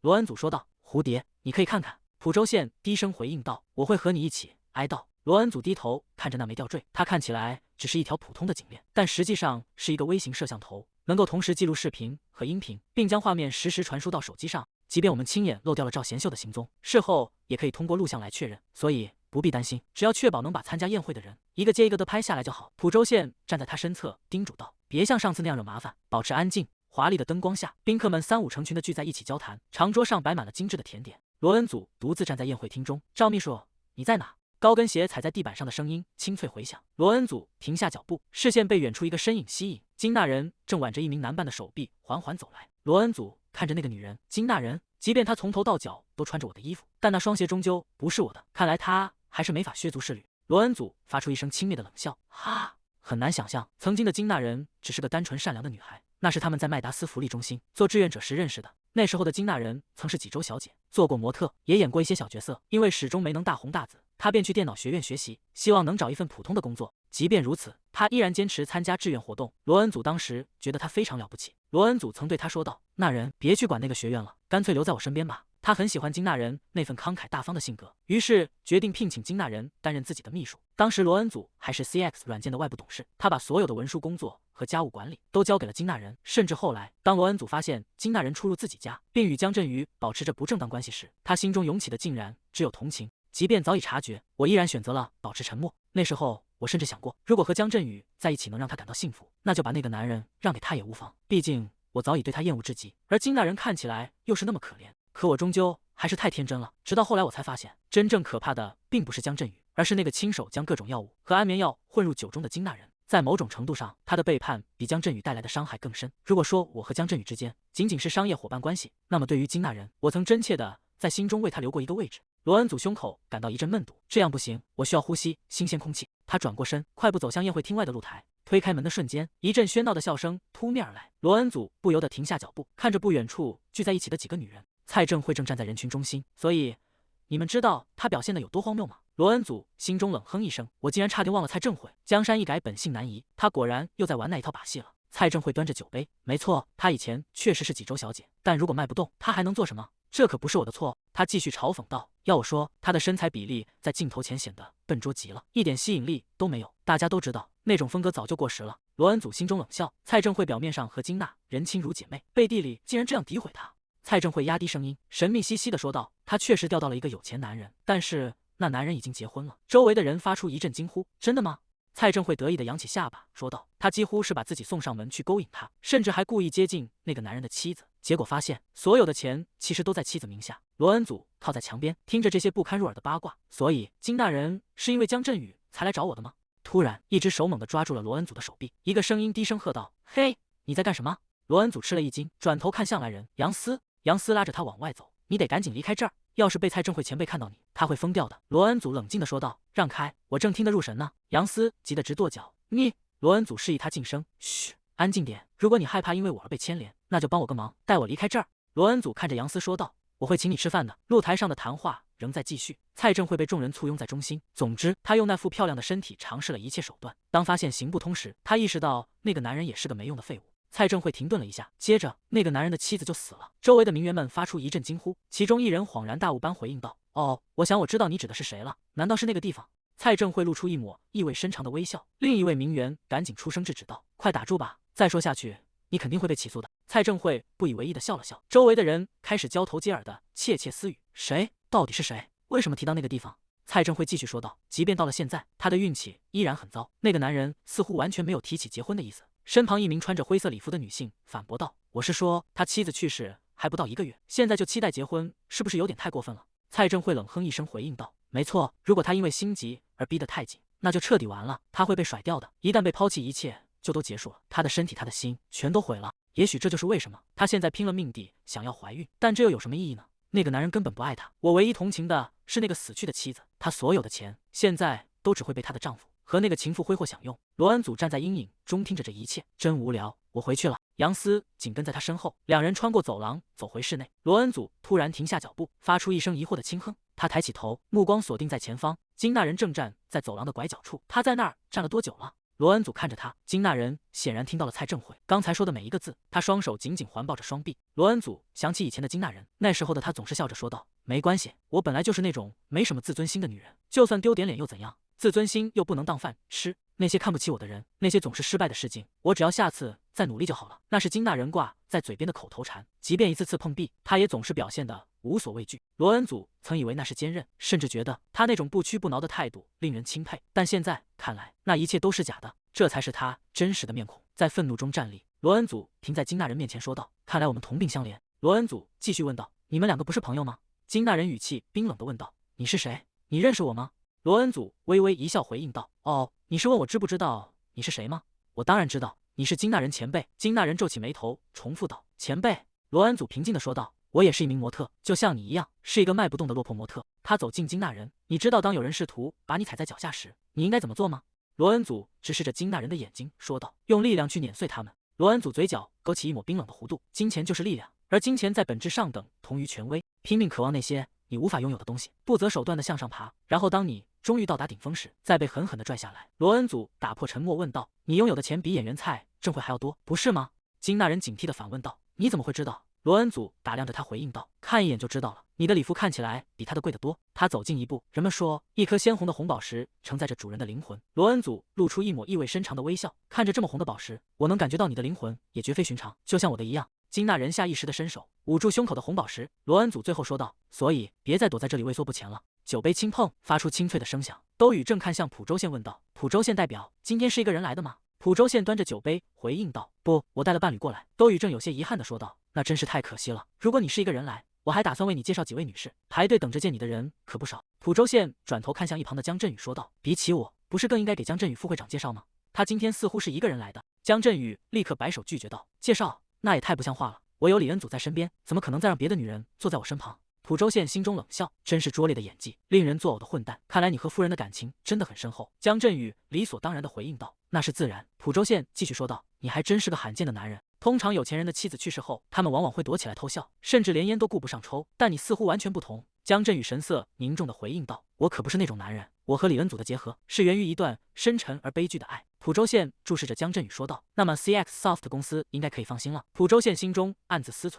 真难想象这样一个笨拙的男人，竟然真的策划杀害了李恩祖。也许我该陪他玩玩。兜宇正伸手搭在江振宇的肩上。浦州县看着江振宇说道：“说实话，如果今晚在这里遇到你，我原本打算避开，我之所以考虑投资 CX， 完全是因为李恩祖，既然他已经不在了，我本打算撤回所有的投资意向。蒲州县摇晃着手中的酒杯，但看到你如此真诚的哀悼他，我倒是有些动摇了，或许我该重新考虑一下。江振宇露出温和的微笑，回应道：“那李恩祖一定会很高兴的。我的妻子比任何人都更爱 CX。”蒲州县盯着眼前的男人，心中满是厌恶，卑鄙的家伙，竟然利用死去的妻子来骗取投资。蒲州县冷冷地说道：“他当然爱那家公司，那是他父亲牺牲了一辈子心血才建立起来的公司，你难道不知道吗？”江振宇脸上的笑容僵住了。是吗？他是这么跟你说的吗？看来你们的关系真的很亲近。蒲州县反问道：“你不知道吗？我和李恩祖曾经的关系非常亲近，我和恩祖可以说就像亲兄妹一样。”江振宇心中满是不屑，兄妹真是满口胡言，你们分明早就纠缠在一起了。江振宇独自站在宴会厅一角，握紧了手中的酒杯。他早就从窦宇正那里听说过，这两个人之间绝对不简单。难道就是因为蒲州县，所以在那段婚姻里，李恩祖才从未对他敞开过心扉？那个像冰块一样的女人，江振宇心中愈发烦躁。就在这时，口袋里的手机剧烈震动起来。他拿出手机，屏幕上显示着“我的爱”，那是他给对方的备注。江振宇皱起眉头，明明已经给了他邀请函，为什么不能安安静静的享受派对，偏偏在这种时候打电话过来？他停下动作，疑惑地看向宴会厅的入口处。等等，那个女人！江振宇盯着站在不远处的罗恩祖，他记得那个女人的名字，好像是叫罗恩祖。他一边注视着罗恩祖，一边按下了手机的挂断键。江振宇注视着远处的罗恩祖，那张漂亮的脸蛋散发着一种奇异的气场，即便他刻意躲在角落，试图不让自己引人注目，却反而显得更加出众。江振宇心中暗自评价，真是可爱，简直和李恩祖一模一样。罗恩祖心中却愈发焦躁，无论怎么寻找，都没有看到赵贤秀的踪迹，甚至连一点关于他的消息都打听不到。罗恩祖回想起名单上的名字，赵贤秀、赵哲明，难道他今天没来参加派对？还是说名单上的那个赵贤秀根本就不是他的那个秘书？罗恩祖心中充满了厌恶，果然如他所料，这场派对简直就是垃圾场，到处都在炫耀金钱，人们躲在背后窃窃私语，交易着非法信息，进行着各种见不得光的勾当。这里没有一件事是正常的，更糟糕的是，还有一群喝醉了的猥琐男人在到处搭讪女性。罗恩祖心中冷冷地想着，等之后回放录像的时候，画面一定会非常精彩。突然，罗恩祖的动作僵住了，一股熟悉的香气钻入鼻腔。等等，这个香水味！还没来得及回头，一只手已经搭上了他的肩膀。我们又见面了。罗恩祖惊恐地转过头，对上了江振宇那张带着笑意的脸。我们会好好利用你留下的遗产。再见，李恩祖。罗恩祖猛地回过神，踉跄着后退了几步。江振宇大步走上前，脸色怎么这么苍白？今天又不舒服了吗？不记得我了吗？我们在131栋的韩律律师事务所大厅见过面，你是罗恩祖小姐对吧？罗恩祖冷淡地问道。你认识我？江振宇故作受伤地感叹道。哇，你居然说不记得了，我可真是太伤心了。罗恩祖死死盯着他，心中暗骂：卑鄙的混蛋。江振宇笑着提醒道：真的不记得了吗？那天你快要晕倒的时候，可是我扶住了你。罗恩祖心中冷笑，怎么可能忘记那个声音、那个表情，还有那股令人作呕的气味，甚至连他手臂擦过我时的那种恶心感，我全都记得清清楚楚。如果想要查明真相，就必须建立起与江振宇的直接联系。罗恩祖换上一副客气的神情，说道：是吗？抱歉，我不记得了。江振宇顺势从路过的侍者托盘中取下2杯酒，递到罗恩祖面前，问道：那我们一起喝一杯吧，香槟还是红酒？你喜欢哪一种？罗恩祖看着递到面前的酒杯，开什么玩笑，我怎么可能和你这种人喝酒？他强压下怒火，下次吧，我现在得去找我的同伴了。江振宇却不依不饶，伸手拦住他，说道：别这样嘛。他突然伸手死死抓住了罗恩祖的手腕，罗恩祖猛地甩开他的手，把你的脏手拿开。由于动作过于剧烈，江振宇手中的酒杯脱手而出，重重地摔在地上。江振宇愣在原地，脸色瞬间阴沉下来。罗恩祖注视着他的表情，心中了然。我很清楚那种眼神，像他这种从未被拒绝过的人，在遭到拒绝时会产生一种扭曲的愤怒。江振宇咬牙切齿地瞪着他，你这女人！罗恩祖心中有些忐忑。蒲州县叮嘱过我不要惹麻烦，但事已至此，我还能怎么办？周围的宾客被破碎声吸引，纷纷侧目。那不是 CX 的江振宇副会长吗？跟他在一起的那个女人是谁？不知道，第一次见到。以前作为李恩祖的时候，事情总是这样开始的：某人的搭讪、骚扰、冲突，然后是漫天的丑闻和谣言，而每一次受损的永远是他的名誉。罗恩祖心中警觉，绝不能让这种愚蠢的丑闻毁掉我进入 Truffle 的机会。他深吸一口气，我认识金大人前辈。江振宇愣住了，什么？罗恩祖紧接着说道：江振宇副会长，金大人前辈不是正深爱着你吗？罗恩祖很清楚，这2个合谋杀人的人，即便想分开，也绝非易事。一旦其中一方背叛，2人都会坠入深渊。所以金大人就是拒绝他最完美的借口。他露出一副为难的神情，说道：无论如何，我怎么敢碰前辈的男人呢？江振宇正要开口，身后突然传来一个低沉的声音：恩祖。一只手伸了过来，稳稳地抓住了罗恩祖的手腕，将他拉向后方。过来。他将罗恩祖护在身后。江振宇副会长，我们把话说清楚吧。你今天没有带伴侣出席派对，是因为你依然无法忘记死去的妻子，对吗？江振宇被问得哑口无言。那是当然的。蒲州宪冷冷地看着他说道：“既然如此，那就拿出点悼念的样子来，别再对我的伴侣动歪心思。”蒲州宪伸出手揽住罗恩祖的肩膀，将他紧紧带入怀中。他语气中带着不容置疑的威胁：“如果你坏了我的兴致，我会毫不犹豫地撤回投资。”